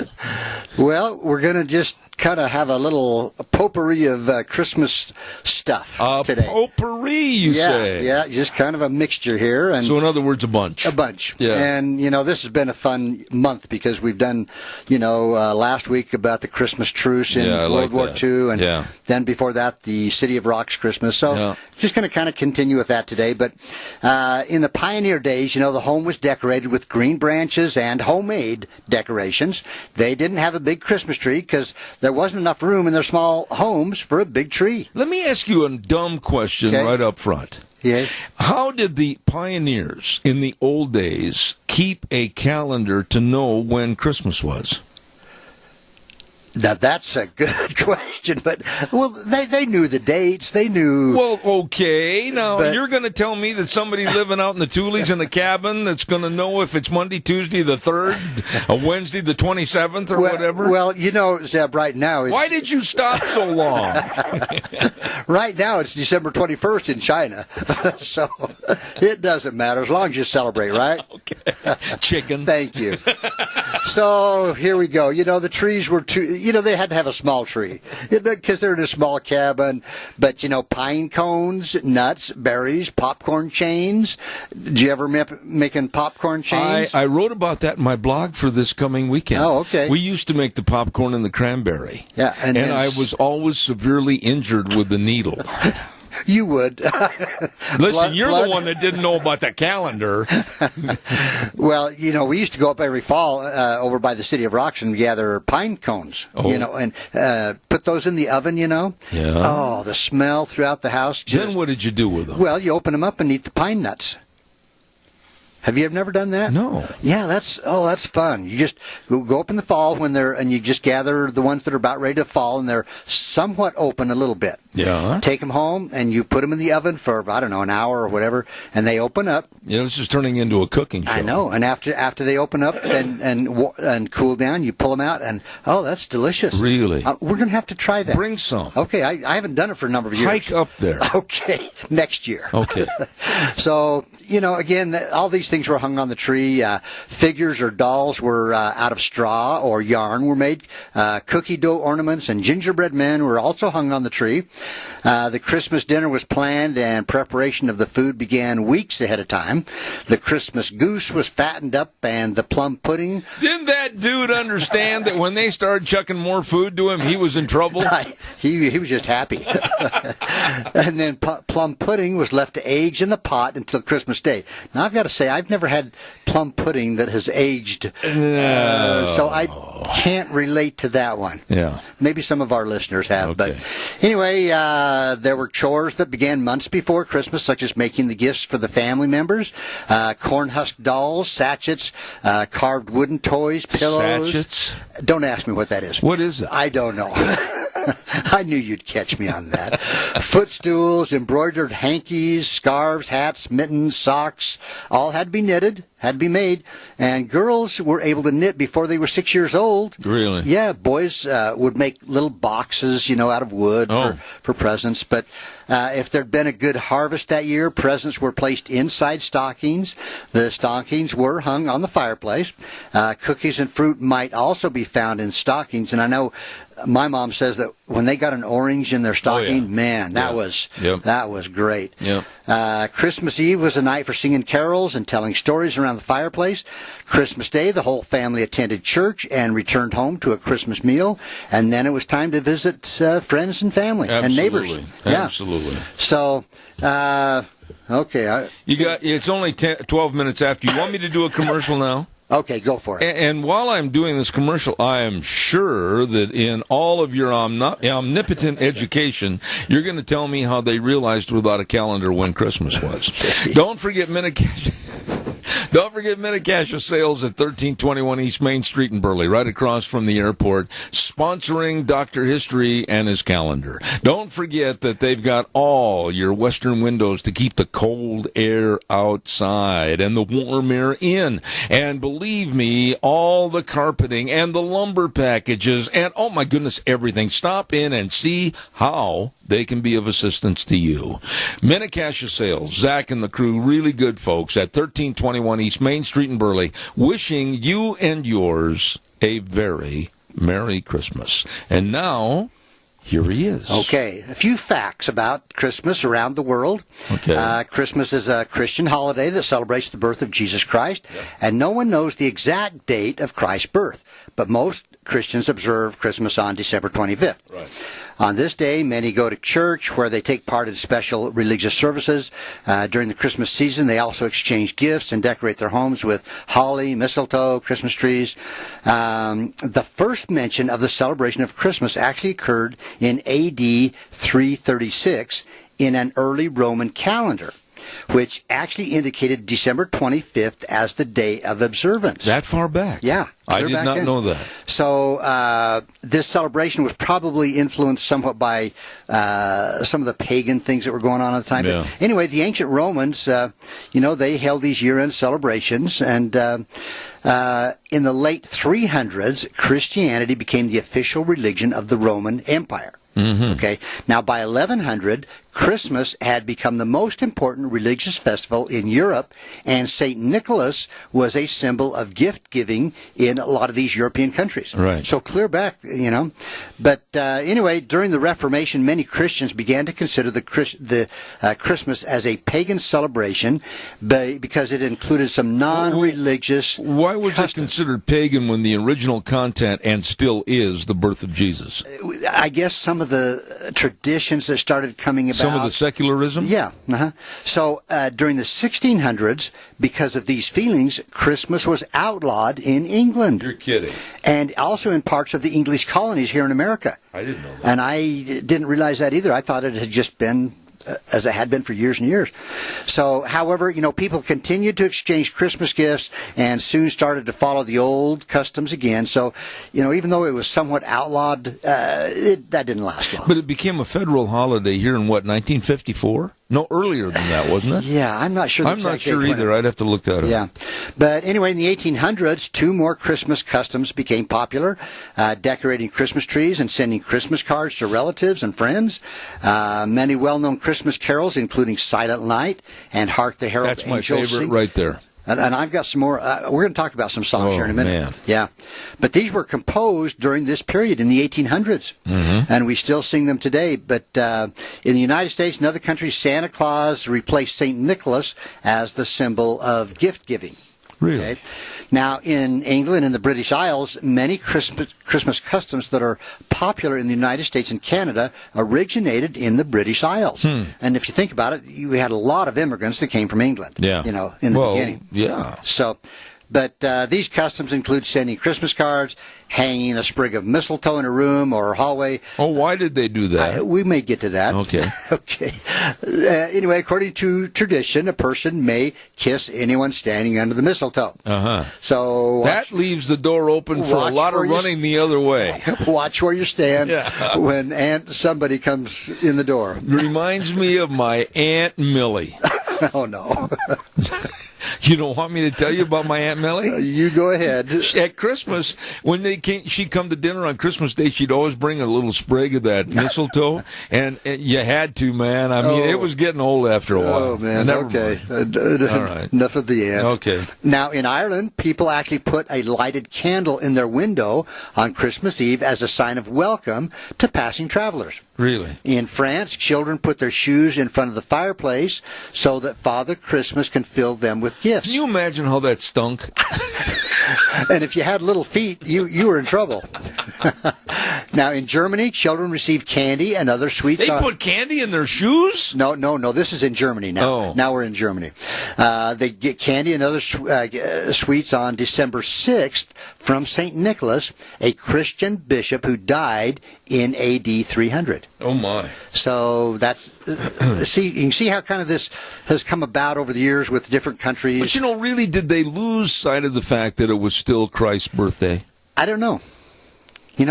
That's what we work towards now, is the true meaning of Christmas. Right. So now in Spain, during the evening of January 5th, children put their shoes on a balcony or near a window, and according to the legend, the wise men arriving during the night would fill the children's shoes with small gifts. Now that's another little bit of a... I'm glad we don't do that. Me too. Now, the Netherlands, Belgium, Luxembourg, according to the legend, St. Nicholas gives presents to children on the eve of December 6th. Wearing a red robe, he arrives on a boat from Spain and rides down the streets on a white horse. With an Evinrude that's still left running, yeah. Okay. Okay, Italy, Italians serve eels for dinner on Christmas Eve. Eels? Like in slippery, greasy fish? Give me a good old turkey any day. I've never eaten eel. Don't particularly want to. Yeah. Now, in Denmark, Norway, and Sweden, Christmas dinner included rice pudding, which has a single almond in it. Now, according to tradition, whoever gets the almond will have good luck throughout the new year. Really? And my mom actually did this a few times. She made I can't remember what it was, a cake or a pudding or something, and she would put an almond in there and dish it out to everybody. One almond? One almond, and then you couldn't see it, so whoever got the almond in their bowl was supposed to have good luck for the rest of the year. What happens if through the whole Christmas dinner nobody strikes gold with the almond and it goes back in the refrigerator? You go back to the pot. Oh, okay. By the way, we just had a text, and this person said that, and I lost the doggone text, that I think it was 1874 it became a federal holiday. Okay. All right. Well, gift giving, of course, the custom of giving gifts to relatives and friends on a special day in winter probably began in ancient Rome and Northern Europe, and in these regions people gave each other small presents as part of their year-end celebration. So, the Christmas wreath, this is an ancient Roman thing that they would decorate their homes. With a wreath? Yeah, with the wreath, the round I know what a wreath is. Yeah, explain it to me, Doc. Okay. Oh, Zeb. You're the one that couldn't find the calendar. I know. All right. Now, holly is actually an evergreen, and early Christians decorated their homes and churches with this tree at Christmas time. They called it the holy tree. And so the word holly may have come from this. I see. Okay. Okay. Now, mistletoe, we've talked about that. The ancient Celtic priests considered the plant sacred. They gave people sprigs of it to use as charms. And wherever it came down to a person standing under it got a kiss, I don't know. Really? But it started back from the ancient Celtic priests. At the IBM office party. Somewhere back there. Now, most of the carols sung today were originally composed in the 1700s and 1800s. Really? Oh, Little Town of Bethlehem, Hark the Herald Angels Sing. The words of the famous carol, as you mentioned, Silent Night, were written on Christmas Eve in 1818 by a guy named Joseph Mohr. Okay. And he was an Austrian priest. What about my favorite song, Away in a Manger? Let's see, I'm not Do you sure have if that one? I don't know if I've got that one. Okay. Let me keep going here. Little Town of Bethlehem. Yeah. Yeah. Let's see. O Holy Night, another famous carol, was introduced at midnight mass in 1847. Wow. I think it's great that we have these songs that have a long history. Like Hark the Herald Angels Sing. Yeah. And Christmas cards, of course, that was created, But you see, with the songs that you're talking about, going way back into the, late 1700s, early 1800s, all of that brings back the vibrancy of the real meaning of Christmas. Yes. Now, large numbers of people enjoy reading Christmas stories and poems during the holiday season, and, for example, a Christmas carol. Like I do on Thursdays for my Christmas show. Yes. And this was written in 1843 by Charles Dickens, and one of the most famous stories ever written. And, there's a bunch of different versions of God bless us, everyone. Yes. And there's different versions of that, and there's one, and I can't remember the name of the actor, that my wife really likes this particular version, but I can't remember which. There's usually about 3 or 4 on during a Christmas time, but there is one that I personally like the best. The other ones seem kind of cheap. Yeah, and the one I'm thinking that my wife likes is one that's a little older one. Yeah. That's been around for a long time. Yep, I agree. So, okay, now... We're going with more. We're going with a little more. Sooner or later, he's going to find the calendar. Now, we're going to talk about a couple of songs. Okay, good. The song, What Child Is This? Oh, yeah, You've heard that. Love it. It's a Christmas carol whose lyrics were written by a guy named William Chatterton Dix, and that was clear back in 1865. Wow. Now, at the time of composing the carol, Dix worked as an insurance company manager and had been struck by a severe illness. Oh, my. Now, while he was recovering, he just kind of had a great experience that led him to write several hymns, including the lyrics to this song, and it was subsequently set to the tune of Greensleeves. That's right. Yeah. And that's a traditional English folk song. Yeah. And although it was written in England, the carol is more popular in the United States than actually in England. Do you remember the great big television, made-for-television drama? And I think maybe it hit the big screen, too. Centennial, remember that? About how the West was won. Do you remember that? Yes. That song, Greensleeves, was in there. Okay. Prominently. Yeah. I just want to read the lyrics to this song. Which one? Okay. What child is this? Okay. So it goes, What child is this who laid to rest on Mary's lap is sleeping, whom angels greet with anthems sweet, while shepherds watch are keeping. This is Christ the King, whom shepherds guard and angels sing. Haste, haste to bring him laud, the babe, the Son of Mary. So bring him incense, gold and myrrh, come peasant king to own him. The King of kings salvation brings, let loving hearts enthrone him. Raise, raise the song on high, the Virgin sings her lullaby. Joy, joy, for Christ is born, the babe, the Son of Mary.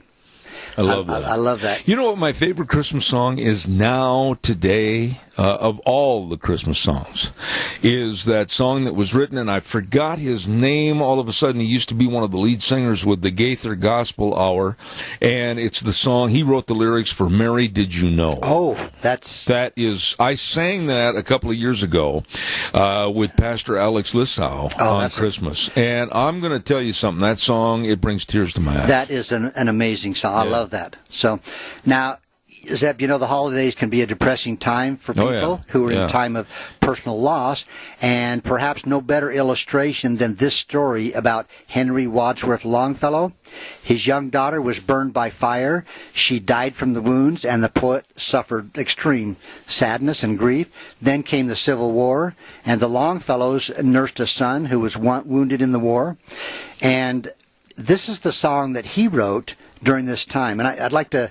I'm going to go through this song. Okay, too. We got about 3.5 minutes. That'll be about right. Good. It's Christmas Bells. It says, "I heard the bells."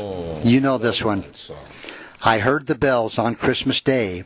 Their old familiar carols play, and wild and sweet the words repeat of peace on earth, goodwill to men. And thought how as the day had come, the belfries of all Christendom had rolled along the unbroken song of peace on earth, goodwill to men. Till ringing, singing on its way, the world revolved from night to day. A voice, a chime, a chant sublime of peace on earth, goodwill to men. And in despair I bowed my head. There is no peace on earth, I said, for hate is strong and mocks the song of peace on earth, goodwill to men. Then pealed the bells more loud and deep. God is not dead, nor doth he sleep. The wrong shall fail, the right prevail, with peace on earth, goodwill to men. Oh, I love that song. You absolutely hit a home run there. One of the greatest songs ever written, I think. I love the lyrics. You know what, Christmas, for all the naysayers out there, and I don't understand why they feel such animus against Christmas and against us as Christians. They can do their thing. They can go their own way, but don't take it away from me. You know, in this time of year, you see so many great acts of kindness. I mean, time after time, people that are willing to share and food and gifts to people that are less fortunate. I read something a few years ago that Americans donate more to charity than any other country in the world. That's true.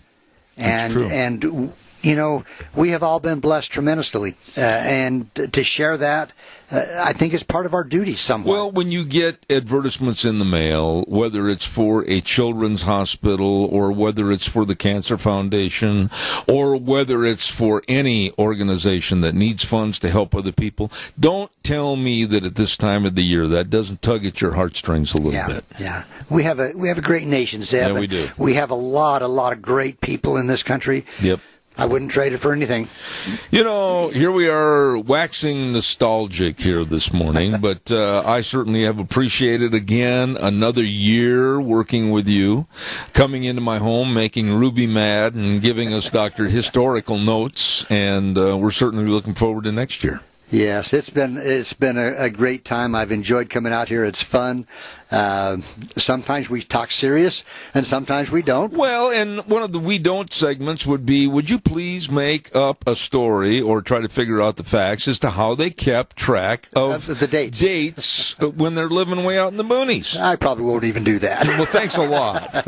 But no, may I, on behalf of my wife and myself, extend to you and your family a very Merry Christmas and a Happy New Year. And to you, Zeb, as well. This has been just a great experience for me for over the years, and a very Merry Christmas to you and your family, and looking forward to a great New Year. I am too, because of all the countries that have logged in and listened to our segments, we still haven't had anybody leave the United Nations or that we know of. So I'm looking forward to a great next year. Thank you so much. You bet. God bless. Good day, Zeb. All right, Merry Christmas. That's Dr. History, brought to you by Minicash Sales, 1321 East Main Street in Burley, right across from the airport. You stop in and see Zach and the entire crew you today, and they wish you and yours a Merry Christmas. Also, Merry Christmas wishes from our sponsors of Cassia County School Days, A Child's World at 1308 Overland in Burley, with all the games and the puzzles and the books and the clothes and everything for you and your family at A Child's World. 1308 Overland in Burley, along with the Ambulatory Surgery Center for your outpatient surgeries. Don't forget colonoscopies, eye surgeries, sinus surgeries, much, much more. Call and see how they can save you money at 677-8888. Ambulatory Surgery Center at 1344 Highland in Burley, and A Child's World at 1308 Overland in Burley, wishing you and yours a very Merry Christmas. And right now, we'll send it back over to our main studios and be back in about 3 minutes.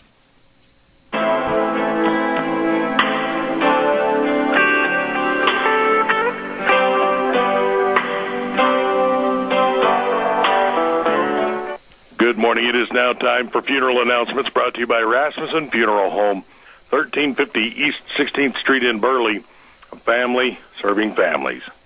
Robert R. Fuentes, a 60-year-old Burley resident, passed away Saturday, December 17th in Twin. Services are pending and will be announced by Morrison Payne Funeral Home. Keith P. Critchfield, an 87-year-old Oakley resident, passed away Thursday, December 15th at his home in Oakley. Funeral services will be held at 11 a.m. Thursday at the Oakley Stake Center at 355 North Center in Oakley, with Bishop James Cooper officiating. Burial will follow in the Oakley Cemetery with military rites provided by the Mini-Cassia veterans. Friends may call Wednesday from 6 until 8 p.m. at the Oakley Stake Center and 10 until 10:45 Thursday at the church prior to the funeral. Arrangements are under the direction of Morrison Payne Funeral Home. The funeral for Lavilia Colleen Montoya, a 77-year-old resident of Springdale, will be held at 11 a.m. this morning at the Burley LDS 2nd and 4th Ward Church at 515 East 16th Street in Burley. Bishop Adam Haynes will be officiating. Burial will be in the Jim Memorial Gardens in Burley. Friends may call from 10 until 10:45 Tuesday prior to the service at the church. The funeral for Philip Corey Kneep, a 60-year-old resident of Shoshone, will be held at 1 p.m. this afternoon at the Trinity Lutheran Church at 909 8th Street in Rupert. The Reverend Brian N. Lindymood will be officiating. Burial will be in the Paul Cemetery under the direction of Rasmussen Funeral Home. The funeral for J. Floyd Eilers, a 69-year-old resident of Twin Falls and formerly of Rupert, will be held at 11 a.m. Wednesday at the Hope Community Church, formerly the First Baptist Church, at 25 North, 4th East in Paul. The Reverend Warren Rochelle will be officiating. Military honors will be provided by the Mini-Cassia veterans. Burial will be in the Rupert Cemetery. Friends may call from 6 until 8 p.m. this evening at Rasmussen Funeral Home in Burley. The funeral for Cynthia Jane Bryce Fortune, a 50-year-old resident of Rupert, will be held at 11 a.m. Thursday at the First Baptist Church at 2262 Highland Avenue in Burley. Pastor David Carver will be officiating, and burial will be in the Rupert Cemetery. Friends may call from 6 until 8 p.m. Wednesday at Rasmussen Funeral Home at the church on Thursday, 1 hour prior to the service. A viewing for family and friends for Joseph Reed Whiteley, an 89-year-old Oakley resident, will be held at 9:30 until 10:30 Wednesday, December 28th at the Oakley LDS Stake Center at 355 North Center Avenue in Oakley. A graveside service will follow at 11 a.m. in the Oakley Cemetery with military rites provided by the Mini-Cassia veterans. Arrangements have been entrusted to the care of Rasmussen Funeral Home.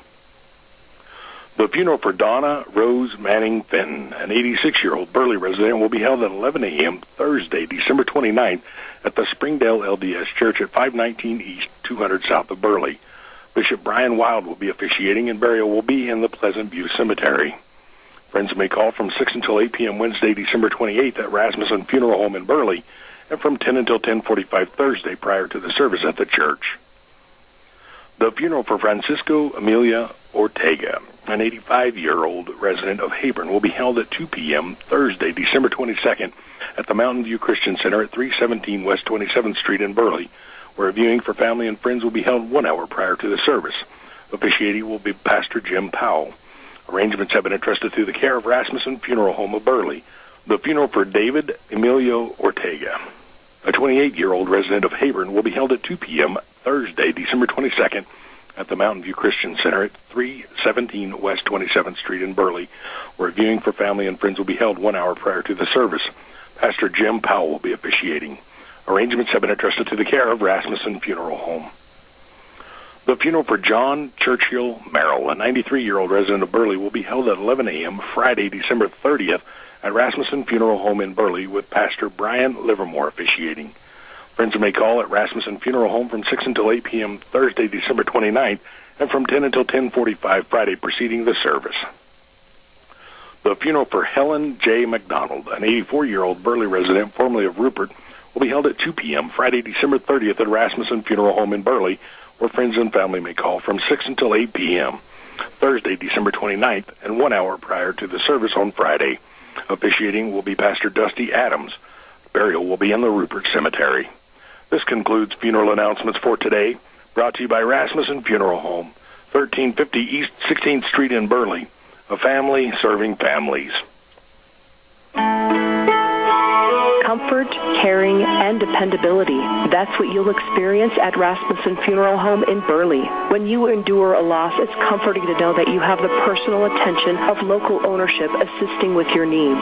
Rasmussen Funeral Home is proud to serve the entire Magic Valley community and will be here for many years to come. As a final gift to your loved ones, they invite you to consider all your options in advance, such as no-cost pre-planning, prepaid service, and more. The caring and trustworthy staff at Rasmussen Funeral Home are here to answer your questions and provide the assistance you need in making your own final arrangements.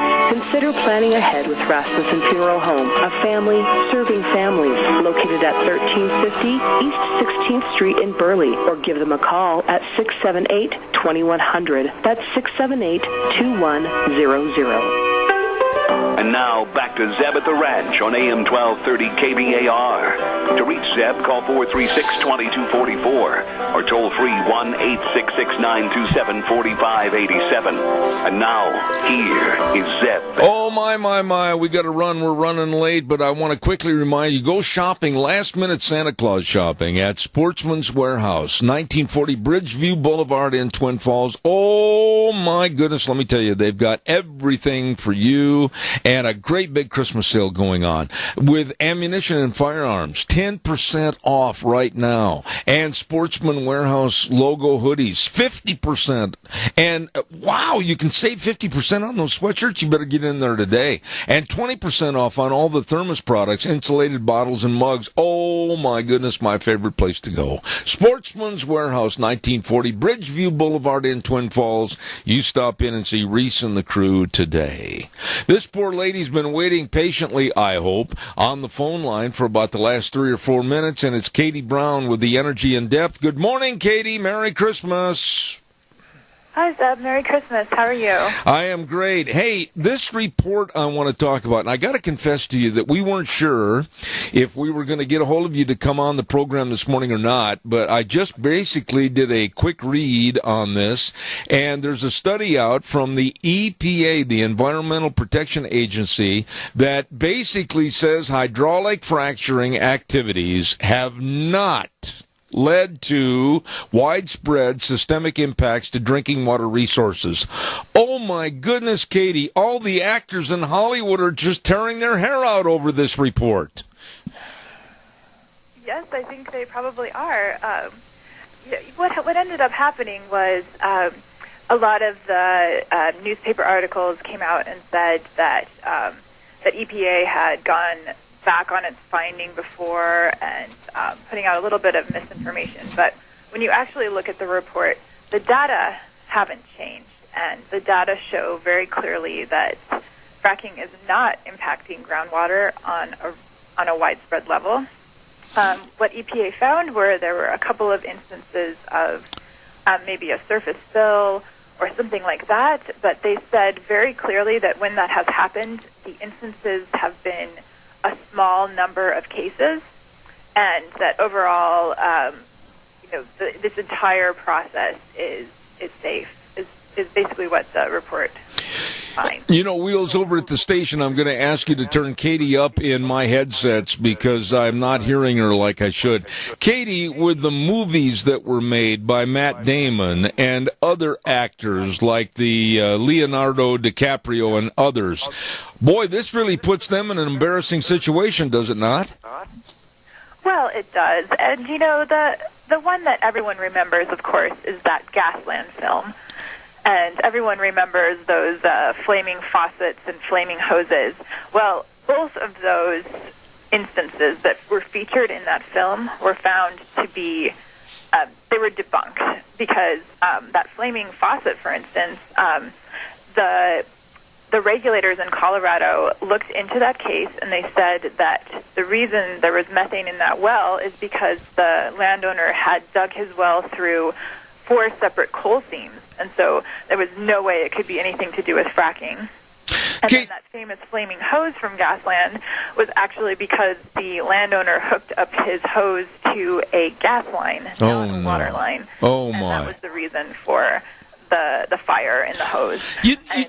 So you see those two like iconic symbols of fracking contaminating water are totally debunked, and then more and more research has been done. I mean, this is a study that EPA has spent 5 years on, 5 long years, and they couldn't find anything to suggest that fracking was a threat to groundwater.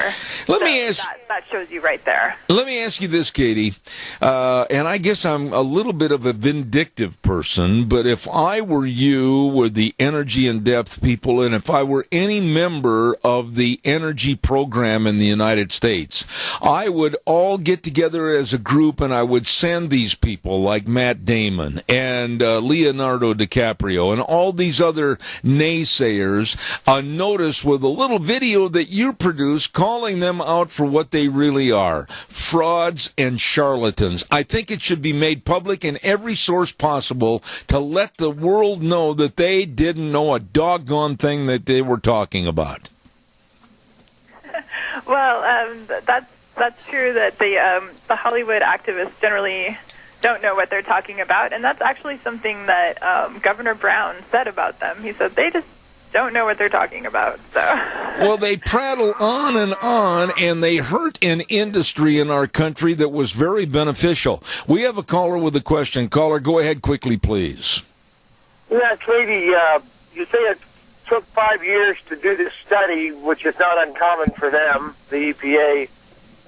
But I wonder why the study, the findings of the study were just released. Maybe the EPA has been so political that maybe they found the findings they found were because we have a new president-elect and they decided to, tell the truth this time? Or because, the EPA has just been no friend of the common man throughout this country. I'll hang up. The point he just made, Katie, is really a good point, because how much of this has been partisan politics, and now maybe the EPA is going to have to draw back a little bit. Well, that is a really good point, because this gets a little bit in the weeds, but when EPA released its draft report, so this is before it's finalized and before it goes through that entire peer review process that takes about a year. So that was last summer. And when they put out the report, they said very clearly that there were no widespread systemic impacts from fracking. Okay. Now, when they put out the finalized report, they took out that language, but they still said very clearly that the impacts were small, which is no different from saying that they were not widespread or systemic. So there was a little bit of politics at play there, because they were receiving a lot of pressure from the likes of Mark Ruffalo, actually, and Leonardo DiCaprio, and all these activist groups and Hollywood activists, and they were trying to get EPA to change their original finding. So what they did was they took out that language, likely in a political decision to appease those groups, but the data remained the same, because after 5 years of study, EPA could not find any instances or any evidence to suggest that fracking is a threat to groundwater. That's what they concluded in the end, and And that's what the data show. Okay, but Katie, you know as well as I do that right now they are meeting behind closed doors, and people like Matt Damon and Leonardo DiCaprio and Michael Moore and others of that ilk, they're sitting there plotting and twisting things so that they can come out looking good in front of the public. I'm afraid of the left. I'm afraid of these people because they never accept the facts. What are your thoughts? Well, absolutely. They are being science deniers. That's the best way of putting it. I mean, they are denying the science. They're trying to tell people that fracking impacts their water when the science tells us that it does not. And they're trying to tell people that fracking is bad for climate change when the science tells us it does not. So they are the ones that are denying the science, and they often, go after other people who don't believe in global warming for that reason. But they are absolutely denying the science on those points, and that's just the facts. Katie, what do you think this does, this report from the EPA, along with a new administration? What does this do for America's energy future? I mean, what are your thoughts?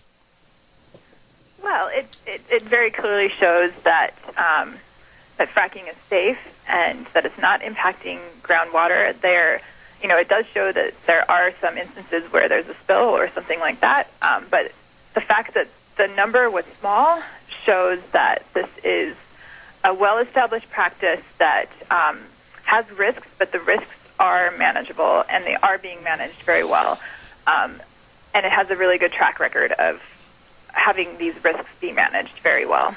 So I think, in the next administration, President-elect Trump has said that he wants to expand our energy landscape, and I'm sure fracking will be a part of that. And I think that's good news for Americans because we need more energy and we need more independence as far as our energy landscape goes. Now, Katie, you're back in Washington, D.C., are you not? Yes, that's right. Okay, but when you talk to people back in D.C., I mean, maybe you go to lunch, or maybe you have breakfast with somebody, or maybe you've gone recently to a Christmas party or whatever. I can imagine that the environmentalists that go to these parties and visit with you, why, they absolutely want nothing to do with you. They look at you as the Wicked Witch from D.C., right? Oh, well, I think that's the case in any fight. If you have two sides, and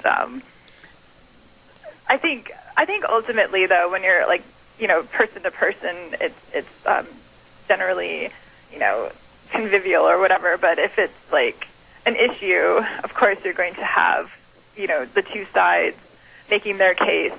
But ultimately, the science wins, right? And the science shows very clearly that this is a safe process.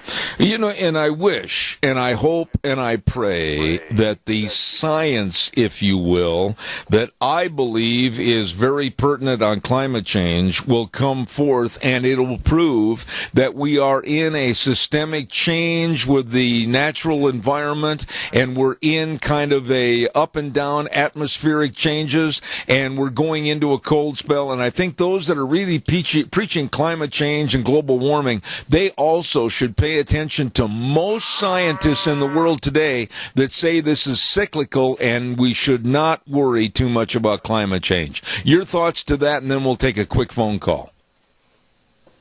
Sure. I think everyone should also look at the science that shows that because we have increased our use of natural gas, our air pollution and our greenhouse gas emissions have plummeted in the United States, and we're the only country that has been able to do that. And when air pollution goes down as well, that's better for people's health as well. So that these are all really important environmental benefits that come from this fossil fuel. I agree. And what activists want to do is shut all that down. Absolutely. And they're the ones that say they care about global warming. Well, if they care about global warming, then they should be the biggest promoters of natural gas. Absolutely. Caller, go ahead quickly. I've only got a few minutes left. Go fast. Okay, just quick. Has anybody thought about the pollution to the environment for ethanol, from the time the farmer turns the grain till it goes in your gas tank? Electric cars, from the time they start to dig the minerals for the battery till they throw it in the dumpster. Wind power, that, as opposed to the fracking from drill to completion. I will have her respond on the air. Go ahead, Katie, please. Yeah, that's the thing. I mean, what you said about windmills, I mean, you actually need fossil fuels in order to run a windmill, because you need them to make them, first of all, and you need them to supply power when the wind isn't blowing. So that's all part of the equation. And a lot of things that you mentioned, too, are things that have perhaps good intentions but don't actually work in the real world. Absolutely. And what we know now is that, natural gas and fracking has, provided enormous environmental benefits and enormous economic benefits.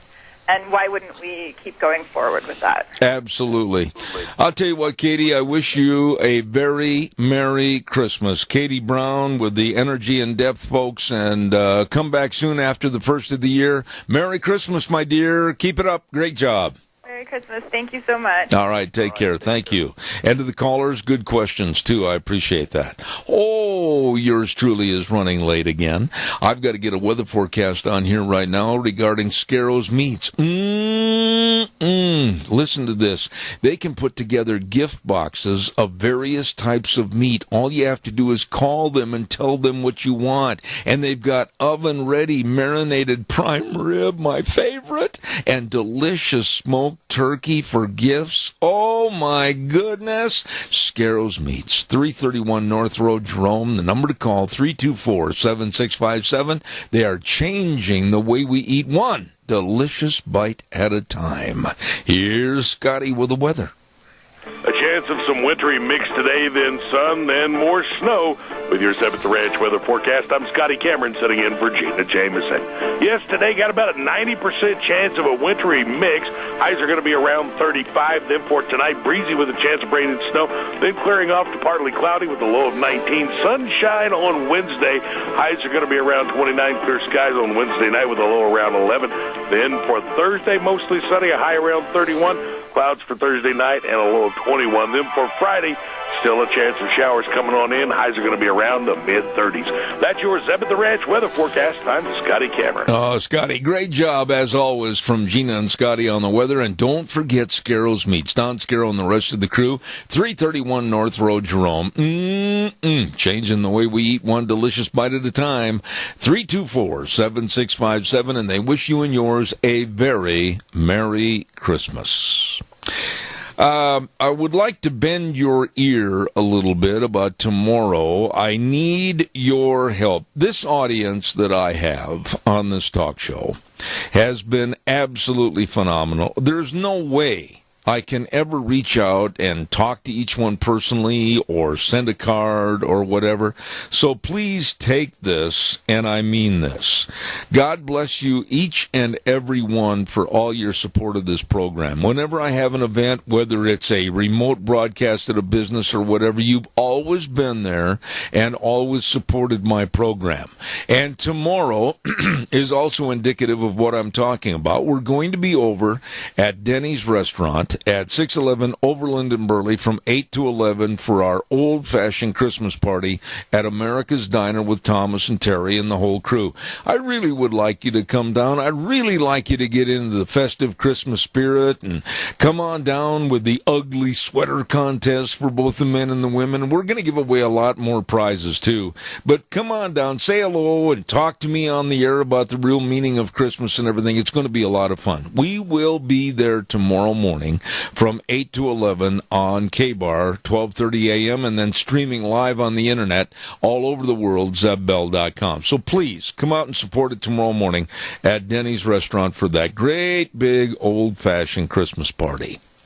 And another reminder, too, about our major sponsor, and that's your Magic Valley Les Schwab Tire Centers, all 7 locations serving you. And they've got the very best of snow and ice and traction tires. Oh, my goodness, for your cars, SUVs, pickups, you better believe it. Safe driving is their primary concern. So you stop in and check out those tires today.